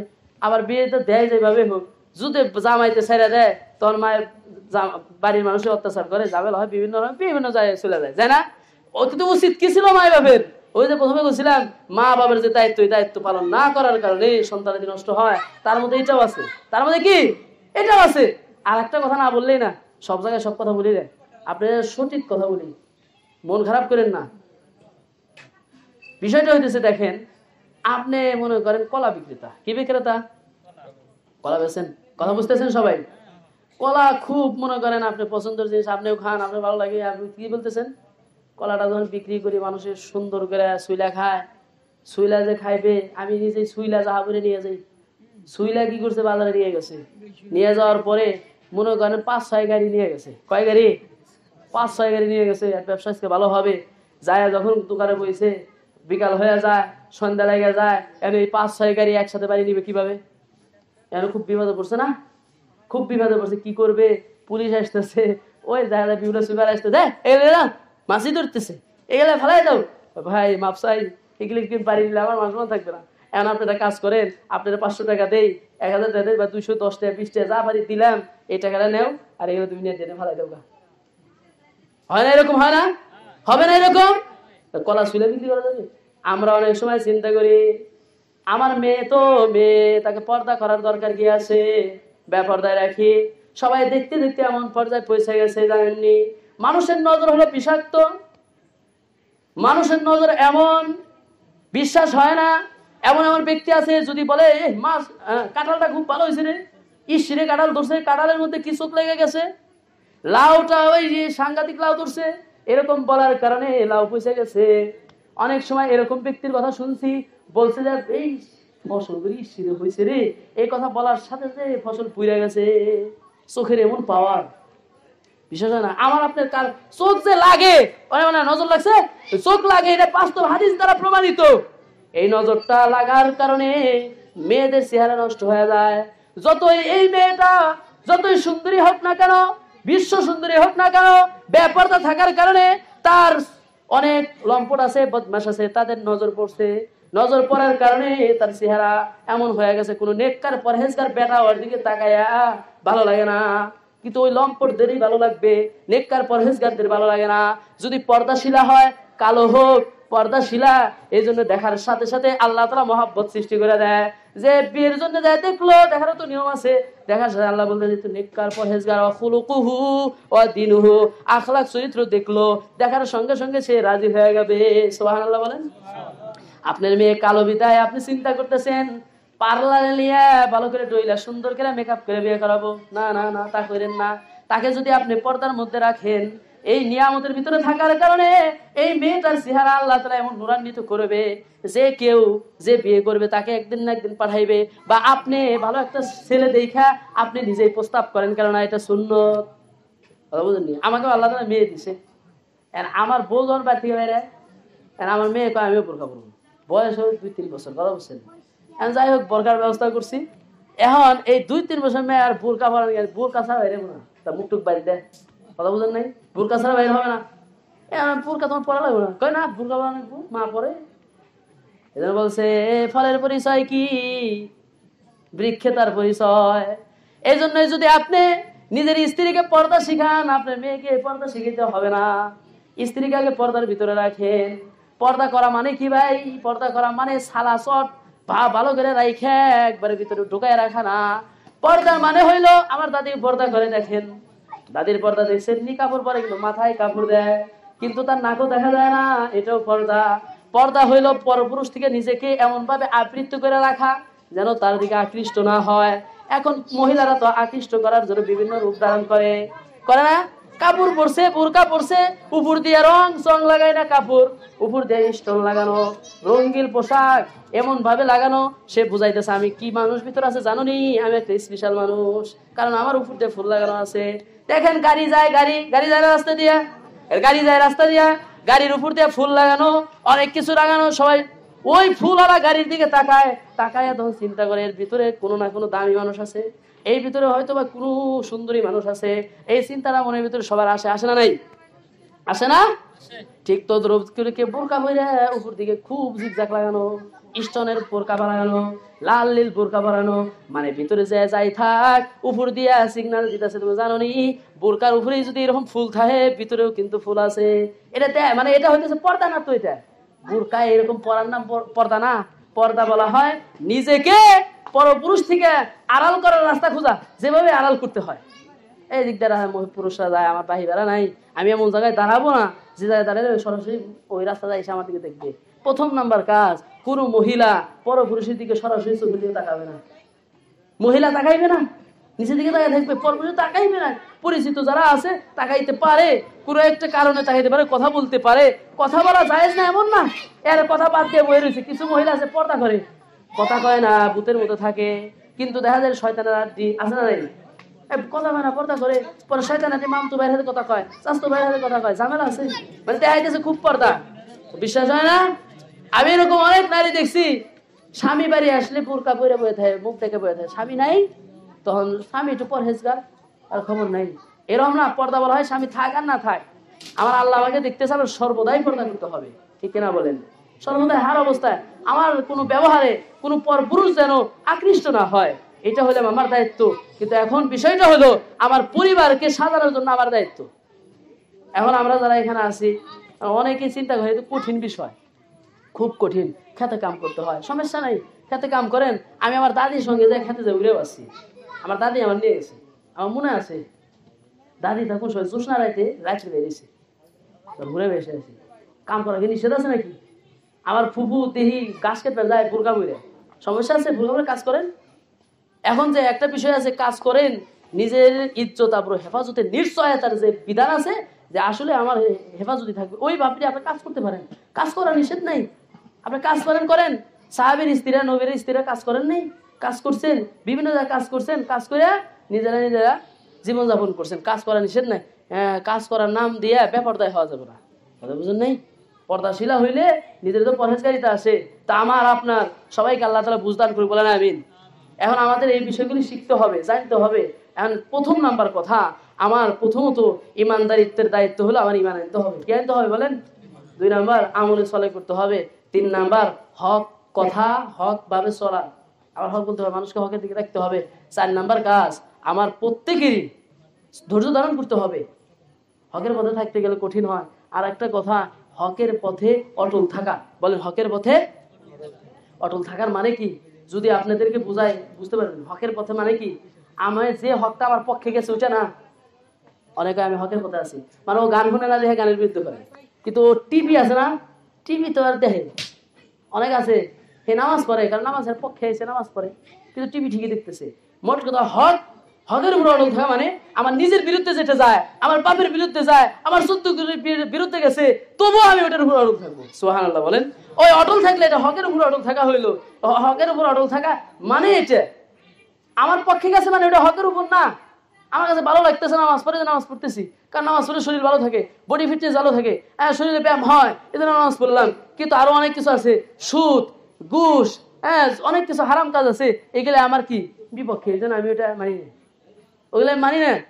অনেক নামাজ পড়ে, খুব 5 ওয়াক্ত নামাজ পড়ে, তো সুদ খায়, ঘুষ খায়। এলাকার ভিতরে সুদ ঘুষের ছয়লাভ এখন প্রত্যেক ঘরে ঘরে ঢুকে যেতেছে। আল্লাহ তাআলা আমাদেরকে হেফাজত করবে, বলেন আমিন। এই সুদ ঘুষ হয় না, ওই যে ঋণ ওটাই দেই, এগুলো গুনার কাজ। আস্তে আস্তে আস্তে সেগুলো সবাই বাদ দিবেন, যারা যারা করেন বাদ দিয়ে দেন, আল্লাহ বরকত দিবে। মুসলমানের মধ্যে আমাদের ভিতরে একটা ভ্রাতৃত্ব বন্ধন সৃষ্টি করি, ইমান ঠিক করি, দেখবেন কি একে অপর আপনার জন্য টাকা দিতে রাজি হয়ে যাবো।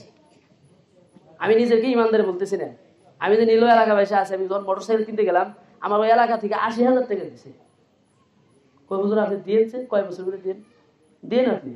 2 বছর হয়ে গেছে, দিতে দিতে আমার 30-35 হাজার বাকি আছে, 5,000 6,000 করে দিতেছি, বেতন দিতে হবে, দিতেছি। আলহামদুলিল্লাহ তারা খুশি, এই যে সে জানে যে দিবে, আর আমরা কি করে ঋণ আনলাম, আনার পরে আর দেখাই করি না, তার চিনি না। আর উল্টা কথা কি করি জানেননি, এমনও কিছু 12টা মার্কা আমরা আছি, মসজিদের টাকা পর্যন্ত আমরা মেরে খাই। মসজিদের টাকা যে মেরে খাই, আগুন পেটে ঢুকাইলো, এই লোকটার আর কোনো ইমানদার নেই। যেখানে আগুন সেটাই আপনি খাইয়া ফেলাইলেন, আর আপনি অন্য কোনো মানুষের তো হক নষ্ট করে ফেলাইলেন, নিজের মেয়ের হক, ছেলের হক, সব হক নষ্ট করবেন, কারণ সেটা আপনি মসজিদকে কিছু মনে করলেন না। আপনি চুরি করলেন মসজিদে গিয়ে, বাহিরে কি করবেন আল্লাহ জানে, ডাকাইতি করবেন আপনি। এখন আপনাকে তো ঋণ কেউ দিবে না, ভয় এই লোকটা যে ঋণ দেই, এই লোকটা আর দিবে না, এই জন্য আগে কি করে গলা আমাদের কাছে দেয়। এর জন্য আপনি মাসে আমাকে 10,000 টাকার জন্য আপনি কি দিতে হবে, প্রতি মাসে 500 করে অগ্রিম দিতে হবে। এটা বলা হয় কি, এটা কয় সুদ। এই সুদ গুলো দিতে হয়, এটা করে না মনে হয়, এটা অনেকেই করে, এটা সম্পূর্ণ হারাম। এটা কি হারাম। জমি জমা অনেকে কিনে, টাকা দিয়ে কিনে দিচ্ছে, এ সম্পর্কে মাসালা জিজ্ঞাসা করবেন। আপনি 20,000 30,000 40,000 জমি কিনে নিলেন না, ওই টাকাটা না দেওয়া পর্যন্ত আপনি জমি দিবেন না, এটাও সুদ হইতেছে, জানেন না? আমাদের ভিতরে আছে, এটা করেন না। আপনি 2 বছরের জন্য কটে কিনেন না, ওই যে 5,000 6,000 10,000 বা 5 বছরের জন্য কটে কিনে রাখ টাকা, আপনি বছর শেষ টাকাও আপনি আর দিতে হবে না, আপনি জমি হেরা হয়ে যাবো। আর এ কি করে বন্ধক নিয়ে নিজে খাইতেছে না, টাকা তো ঠিকই পাবে, আর খাওয়াটা সুদ হইতেছে। খাওয়াটা কি হইতেছে? এখন অনেকে রাগ করবো, আমার বাপেও রাগ করতে পারে, আমার দাদাও করতে পারে, আমার চাচাও করতে পারে, আপনারাও করতে পারেন, কিন্তু এটাই সঠিক মশালা। আপনি যদি নিজে কারো জমি এভাবে জিম্মি করে খান, সে বিপদে পড়ছে বিদায় আপনার কাছ থেকে কিছু টাকা নিল, আর আপনি জমিদার খাইতেছেন, মানে কি জানেননি? আপনি কি করলেন? অন্যায় করলেন, সে বিপদে পড়ছে। বিপদে পড়ছে আপনি কি করবেন? যদি ঋণ দেন, এই ঋণ দেওয়ার কারণে আপনি কি করলেন জানেন? সৎকায় জারিয়া করলেন, তার চেয়ে বেশি সওয়াব পাইলেন। সুবহানাল্লাহ। এমন যদি সে দিতে না পারে, আবার টাইম বাড়াই দিলেন, ঠিক আছে তুমি 1 মাস পরে দাও, আস্তে আস্তে দাও, ভালো ব্যবহার করে তাকে সময় বাড়াইয়া দিলেন। দেওয়ার পরে কি হবে? যতবার বাড়াইবেন তত আল্লাহ তাআলা আপনার মর্যাদা বাড়াই দিলেন। এখন আমরা আপনারা কি ঋণ দিতে চাই না? ঘরে টাকা আছে, কেউ ঋণ চাইলে দেই না, যদি এসে বলে যে কিছু সুদ দিতে হবে, যদি বলে আচ্ছা তুই আমার টাকা দে, তোর মাসে আমি দিব, কিছু দিব, 10,000 500 করে দিব, তখন খুশি হয়ে কি করে, এর কাছে টাকা দে, আমার কিছু তাদের আমার দিদি, এটাই পাইছি, ফাইল পাইছি, কামাইয়ের ফাইল পাইছি। আবার ব্যাংকে অনেকে টাকা জমায় রাখে, দেখছেন নি? কয় বাড়ি ঘর সব বেচে আমার জমি জমা বেচে আমি ব্যাংকে টাকা রাখছি, কত রাখছেন? 5 লাখ। প্রতি মাসে পান কত? পাই 2500, 3000, 5000 পাই। এ টাকা বসে বসে খায়। আমি এটা সুদ হইতেছি, এই সুদ। ব্যাংকে যদি টাকা রাখতে হয় আবার উল্টে আপনার দিতে হবে, মাসে মাসে এটার খরচা আছে, আর আপনি কি টাকা আনতেছেন? কেন সুদ হয়? কারণ এই টাকাটা আপনি ব্যবসা তো করতেছেন না। ব্যবসা এমন একটা জিনিস, আপনি কাউকে দিলেন, দেওয়ার পরে তাকে বলবেন কি পণ্য কিনছো, সে দেখাবে কাপড় কিনছি, অমুক কিনছি, তমুক কিনছি, লাভ কত হয়েছে? 50%। ঠিক আছে, তার 25% তুমি নাও, আমি 25% নেই। এটা হইতেছে কি? ব্যবসা। আপনি বললেন যা ব্যবসা তা করো, লাভ করো না লস করো জানি না, আমার দিতে হবে এত করে, এটাই সুদ হবে। বলতে হবে তোমার যা লাভ হয় তার পার্সেন্ট এত দিবা, আর যদি লস হয় আমারও লস তোমারও লস। এটা ব্যবসা। এটা করা যায় না। সেজন্য আল্লাহ রাসূল বলেন, আল্লাহ তাআলা বলেন, আহাল্লাল্লাহু বাই'a ওয়া হারামা রিবা, আমি আল্লাহ মানুষের জন্য হালাল করছি ব্যবসাকে, সুদকে হারাম করে দিছি। যদি কেউ সুদের কারবার করে সে জানো আমি এবং আমার রাসূলের সাথে যুদ্ধ ঘোষণা করলো। স্যার বলেন, আমরা মুসলমান হয়ে আল্লাহ এবং আল্লাহ রাসূলের সাথে যুদ্ধ ঘোষণা করব? যারা আছি মুরব্বী হয়ে গেছি, বাঁচবই কতদিন? বা আমরা যারা জুয়ান আছি আমরাও বলতে পারবো না কে কতক্ষণ বাঁচবে। মানুষের হায়াত কতটুকু আছে কেউ বলতে পারবে? একজনে যে কি শিল্পী জানি, 1 মিনিটের নাই রে আশা গান বলে টান দিছিল না, টান দিছে স্টেজে মরে গেছে। তার মুখ দিয়ে এই কথা বাইর করে আল্লাহ তাআলা তাকে নিয়ে গেছে। আসলে 1 মিনিটের ভরসা নাই। এজন্যই এখন তো তওবা করি, আর এইসব করবো না, কাটায় নেই। যারা দোকানে ব্যবসা বাণিজ্য করেন অনেকে সুদের হাতে জড়িত।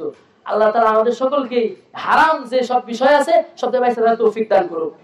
এজন্য আল্লাহ রাসূল সাল্লাল্লাহু আলাইহি ওয়াসাল্লাম বলেন, যে শরীর গুদিয়া বিল হারাম, হারাম দ্বারা লালিত পালিত, লা ইয়াদখুলুল জান্নাত জাসাদুন, তার শরীর কি জান্নাতে যাবে না। জান্নাতে যাবে।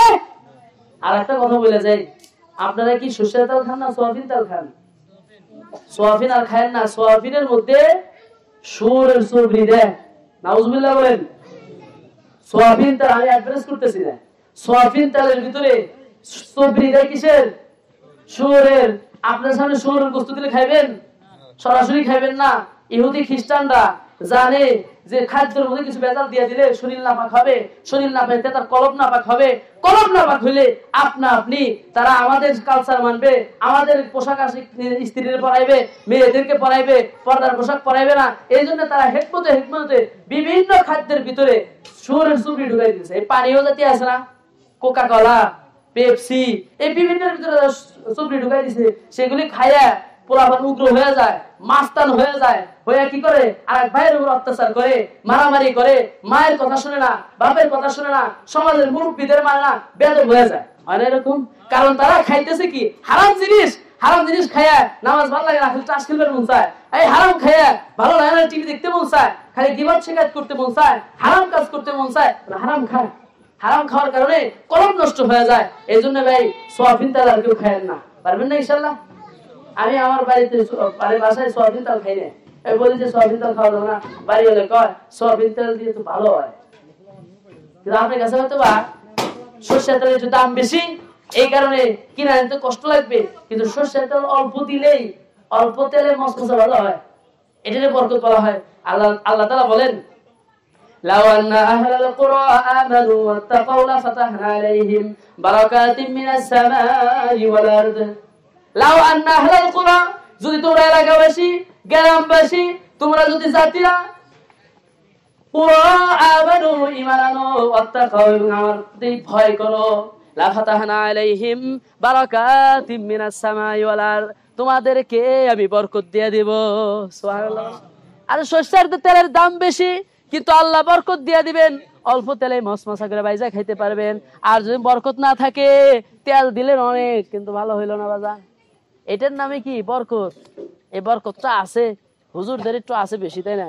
হুজুরা 2-4 হাজার টাকা বেতন চাকরি করে, যে টাটে চলে, যেভাবে চলে, অনেকে সাংঘাতিক মনে হয় অনেক টাকা বেতন পায়। জিজ্ঞাসাও করে তুমি যেভাবে চলো বেতন কত পাও। আবার একজন আর একজনের বসে আলাপ করে যে মনির মনে হয় মাদ্রাসায় চাকরি করে, মসজিদে করে, 10-12টা ব্যাচ পড়ায়, মনে হয় 50,000 কম কামায় না। এখানে পয়সা পয়সা এই আলাপও করে। আমার একদিন বলতেছে এক ইমাম সাহেব আর এক মসজিদে, যে হুজুর আপনি যে এত দৌড়াদৌড়ি করেন, কোন সময় পয়সা থাকা দেখলাম না। সকালবেলা পড়ান, আবার যে মাদ্রাসায় যায় তহবিল পড়ান, আবার বিকালে এসে দিয়ে পড়ান, আসরের পরে পড়ান, মাগরিবের পরে 60-70 জনটা পড়ান। আপনি মনে হয় পারি বিল্ডিং করতেছেন। এই কথা বলে অনেকে, কথা বুঝছেন না? আসলে বলেন না না না, এই ব্যাস থেকে আমার 500 আসে না, এখান থেকে আমি 1000 টাকাও কামাই না। আমি আসলে এইভাবে চলি, আল্লাহ তাআলা কিভাবে যে চালায় আমি জানি না। তখন তারা বিশ্বাসই করে না, বলে যে আমাদের পকেট খরচ, চাল খরচ, এই সিগারেট, এই সেই বন্ধু বান্ধব দিয়ে আমার 10,000 টাকা চলে যায়। আমি পাই 10,000 টাকা দিতে, আমি পাইলে আমি মনে হয় যে তাই করতে পারতাম। আসলে ওই যে বলছি, লাওয়ান্না হালাল কুরআন তাকাওলা ফাতাহনা আলাইহিম বারাকাতিন মিনাস সামাই ওয়াল আরদ, আল্লাহ তাআলা বরকত দিবেন, অল্প তেলেই আপনি বছবছা গাড়ি খেতে পারবেন। সুবহানাল্লাহ। আগে দেখতাম এক পাতে রাখলে 7.5 চলে যেত, এখন সোয়াবিন তেল সপ্তাহে 2 লিটার 1 লিটার তাও যায় না। কারণ কি, ইহুদি খ্রিস্টানরা এমন কিছু ঢুকাই দিতেছে, আমাদের কলব পর্যন্ত নষ্ট হয়ে যেতেছে। কলব পর্যন্ত কি হয়ে যেতেছে? এটা বয়ান কি ছিল, আমি করব না কি করব? আচ্ছা ঠিক আছে, যারা বয়ান হলে সময়টা মেনটেন করেন, ঠিক আছে না? কথা বলা যায় কিন্তু শেষ পর্যন্ত সবার যদি টাইম নষ্ট করে দেই, ওনাদের মূল্যবান কথা আছে। আমি আমার ভাঙা ভাঙা গলায় কিছু বললাম, মন খারাপ করেন না, আপনাদেরই সন্তান আমি, তাই না? অনেকে আমার চিনে না ভালো করে, কিন্তু না চিনলে কিছু চিনে রাখেন। আল্লাহ তাআলা আমাদের সকলকে কবুল করবেন, আমিন। আরে যুবক ভাইরা আছেন, অনেকে আছেন না, আপনারা আমার ভালাই করেন নাই, আপনি জায়েদ নিলেও দেখেন যুবকরা বলে যে হুজুর আপনাদের দেখলে আমাকে 10,000 নয় 100 ডর করে, এটা কে কি জানি ডরাই কে? আসলে কিন্তু আমারে মহব্বত করে দিয়ে ডরায়। সুবহানাল্লাহ বলেন। মহব্বত করে কি লেগে জানেন? তাদেরকে আমি মানি না, তাদের কাছে কোনো কিছু চাই না। আল্লাহ তাআলার একটা বিধান, যদি দিন ইসলাম কারোর ভিতরে ঢোকানো যায়, তার মন দিয়ে তার প্রতি এসে যায়। সুবহানাল্লাহ বলেন। আমার নবী কারো কিন্তু মন জয় করেন এমনিতে এমনিতে নয়, টাকা পয়সা দিয়ে না, কালিমা ঢুকাই দিয়েছেন। কালিমা ঢোকানোর পরে নবীর জন্য জীবন দেওয়ার জন্য প্রস্তুত হয়ে গেছে, নবীর জন্য জীবন দেওয়ার জন্য প্রস্তুত হয়ে গেছে। আয়েশা রাদিয়াল্লাহু তাআলা আনহু অন্য স্ত্রীরা বলতেছে, অমুক ঈসা আলাইহিস সালাম খুব সুন্দর ছিল, খুব সুন্দর ছিল, তার জন্য মিশরের নারীরা হাত কাছে।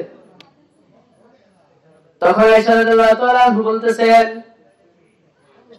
যে সুন্দরীরা তার জন্য যে হাত কাছে, আমার নবীর জন্য কি করছে জানেননি? কি নিজের কল্লাটা পর্যন্ত দিয়ে দিছে। সুবহানাল্লাহ, কল্লা দিয়ে দিছে।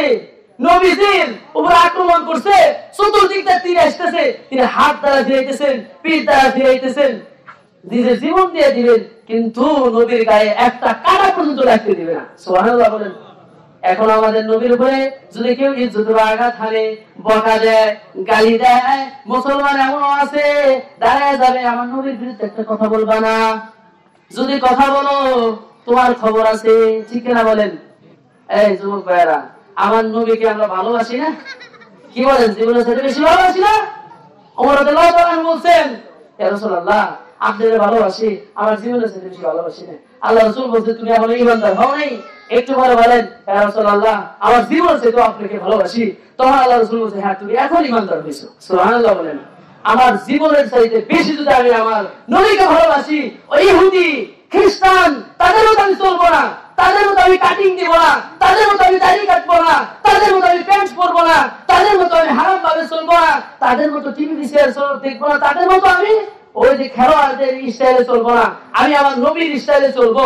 আমার নবীর যে স্টাইল, দাড়ি ছিল নবীর, নবীর বাবরি ছিল। ও ভাই, বাবরি রাখা অনেকে দাড়ি কেটে বাবরি রাখে, এর আর এক ধরনের বার্তা। দাড়ি কেটে বাবরি রাখা হইতেছে মহিলার মতো দেখা যায়, ওই হিজলার মতো কাটিং দিল। নবীর ছিল কি দাড়ি, তারপরে কি বাবরি। নবী কিন্তু দাড়ি আর বাবরি ছিল। আমি হয়তো বা দুইটার একটা রাখলাম, কি হয় আল্লাহ রাসূল বলেন যে তুমি তোমার মুছরে ছোট করো, দাড়ি কি করো লম্বা করো। আমরা কি করি, মুছ বড় করে রাখা, দাড়ি কামাইয়া মাথার চুল রাখা মোস্তাদ হয়ে যায়, তাই না? নবীর কাটিং ভালো লাগে না? আমি আপনাদেরকে বলি, নবীর সুন্নাত পালন করেন, নামাজ পড়েন, রোজা রাখেন, আপনার মর্যাদা আল্লাহর কাছে এই দুনিয়ার বাদশা নয়, আখিরাতের যারা রাজা বাদশা বানাবে তাদের চাইতে বেশি মর্যাদা দিবেন, বেশি মর্যাদা দিবেন। তখন আপনাকে আমাকে যদি আমরা জান্নাতে যাওয়ার পরে ঈমান নিয়ে করতে পারি, এরকম দুনিয়ার 10 দুনিয়ার সমান জান্নাত দিবেন। সুবহানাল্লাহ বলুন। 10 দুনিয়ার চাইতে বেশি, কিন্তু এটা নিম্ন স্তরে বলা হয়েছে। আপনি বলবেন এত এত বড় জান্নাত দিয়ে কি করবো, দরকার নাই। ও ভাই, মায়ের পেট ছিল একটা দুনিয়া, মায়ের পেট কি একটা দুনিয়া। যখন আমরা মায়ের পেটে ছিলাম তখন ফেরেশতারা বলছে যে হায় রে, তুই যে মায়ের পেটে আছো সেটা ছোট্ট একটা দুনিয়া, এটা তোর মায়ের পেট, এটা ছোট্ট দুনিয়া, এর চাইতে ও বড় আছে, এই মায়ের পেটের চাইতে কোটি গুণ বড় দুনিয়ায় তোর যাইতে হবে। সে মুসলিম জানে এই এত বড় জায়গার মধ্যে রয়েছি, আমার মনে এর চাইতে বড় জায়গা আছে। যখন দুনিয়া আসলাম, হাই রে, মায়ের পেট তো কিছুই না, একটা ফুটবলের মতো, ঠিক না বলেন? ঠিক তত আমরা যখন আখিরাতে যাবো, এই দুনিয়াকেও আমরা বলবো হাই রে, এ তো ফুটবলও না, টেনিস বলে সেই তো ছোট একটা দুনিয়ায় ছিলাম। কারণ আপনারা জানেন আসমানে যে চন্দ্র সূর্য আছে, আছে না নাই? এটা কত বড়, এরকম দুনিয়া 13 লক্ষ দুনিয়া একটা সূর্যের ভিতরে ঢুকায় রাখা যাবে। সুবহানাল্লাহ। তাহলে এত জায়গা আল্লাহর কাছে কি জায়গার অভাব? আল্লাহর কাছে জায়গার অভাব নাই। জান্নাত আমাকে আপনাকে দিবে, কত বড় দিবে আর কত বড় দরকার, এটা আমরা পরে বুঝবো।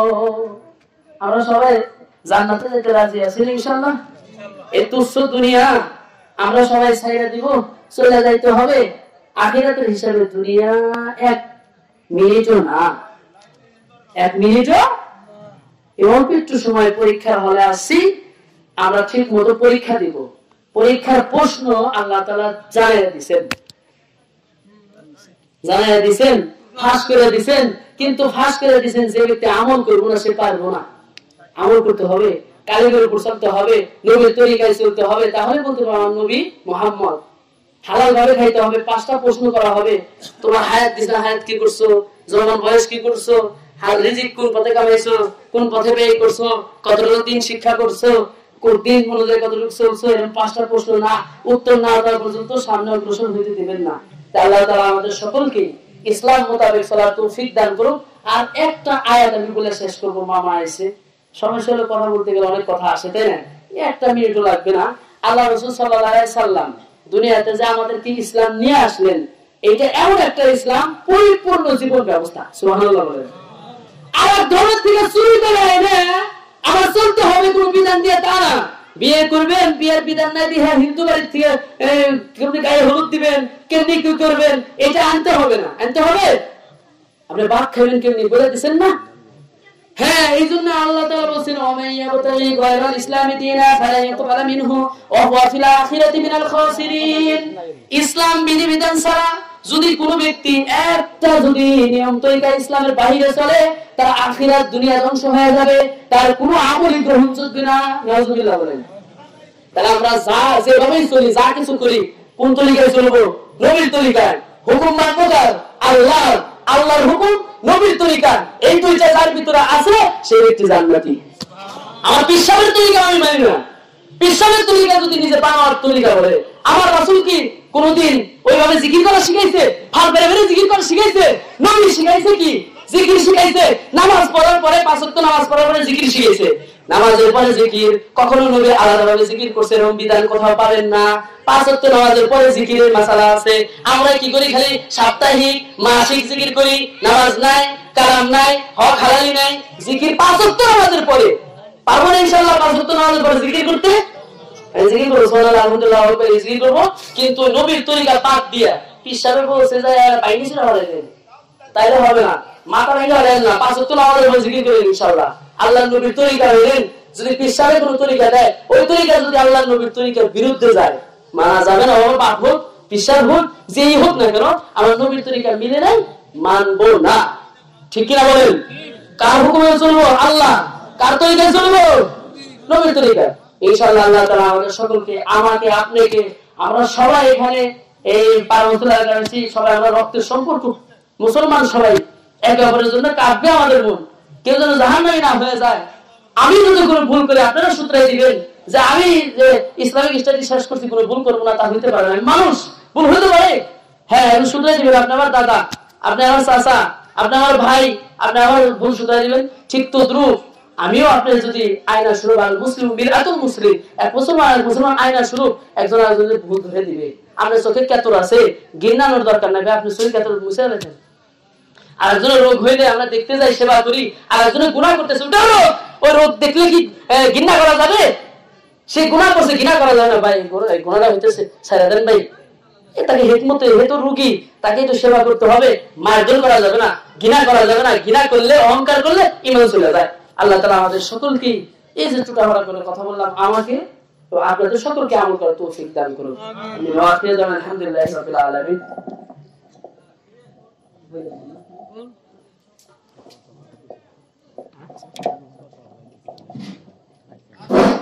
ধন্যবাদ মূল্যবান বক্তব্য রাখার জন্য। আসলে যে ক্লাসিকতা এখানে দেখলাম না বলে আমার সঙ্গত কারণে মতে ধরতে হলো যে আসলে ওয়াজ মাহফিল হোক, যে কোনো অনুষ্ঠান হোক, ওইটা পরিচালনা করে একটা লোক লাগে। এখন আমাদের সামনে এ যুগে উদীয়মান তরুণ বক্তা, আপনারা সবাই চেনেন, আপনাদেরই হয়তো কারো ছেলে, কারো ভাই, কারো নাতি, তরিকুল ইসলাম পান্না সাহেব। উনি খ্যাতি সম্পন্ন বক্তা, সেটা আপনারা জানতে পারছেন, দেখবেন বিভিন্ন জায়গায় বিভিন্ন পোস্টারে। আমি তার মনোনয়ন অনুরোধ করছি।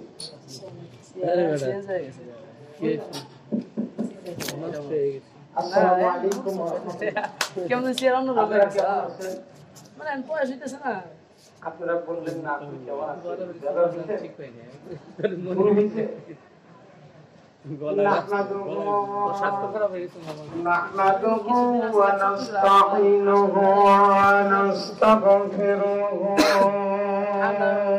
পুরা শীতের ইয়েতে তো ونستغفره ونعوذ بالله من شرور أنفسنا ومن سيئات أعمالنا من يهده الله فلا مضل له ومن يضلله فلا هادي له وأشهد أن لا إله إلا الله وحده لا شريك له وداعيا إلى الله بإذنه سراجا منيرا فقد قال الله تعالى في كلامه المجيد وفي الفرقانه الحميد আমার সাথে সবাই প্রাণ খুলে বলুন أعوذ بالله من الشيطان الرجيم بسم الله الرحمن الرحيم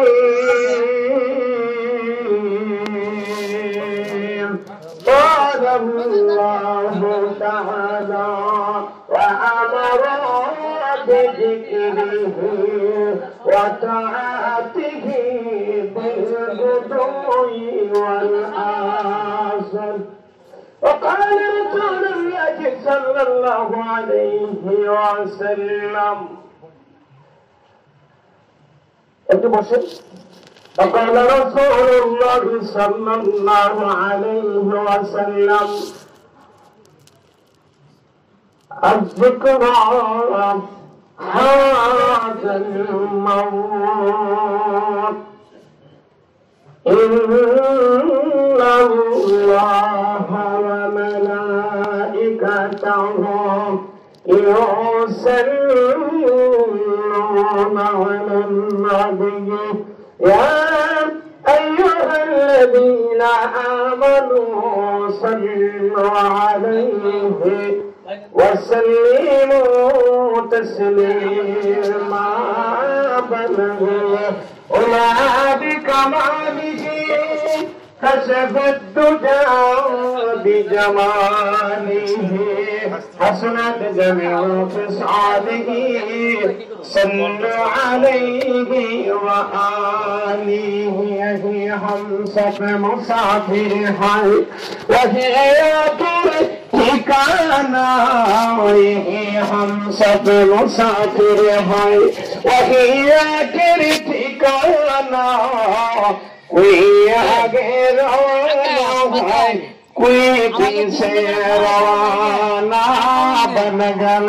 उनाद कमालिही कशफ दुजा बिजमालिही हसनत जमीअ खिसालिही सल्लु अलैहि व आलिहि দেখা করে আসি আপনি তারা একটু বসেন ওই যে ভিতরে বসেন না ঘরে আমি আব্বা দেখা করে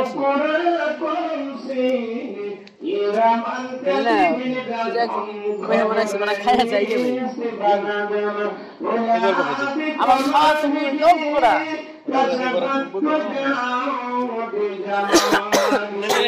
আল্লাহ দেখা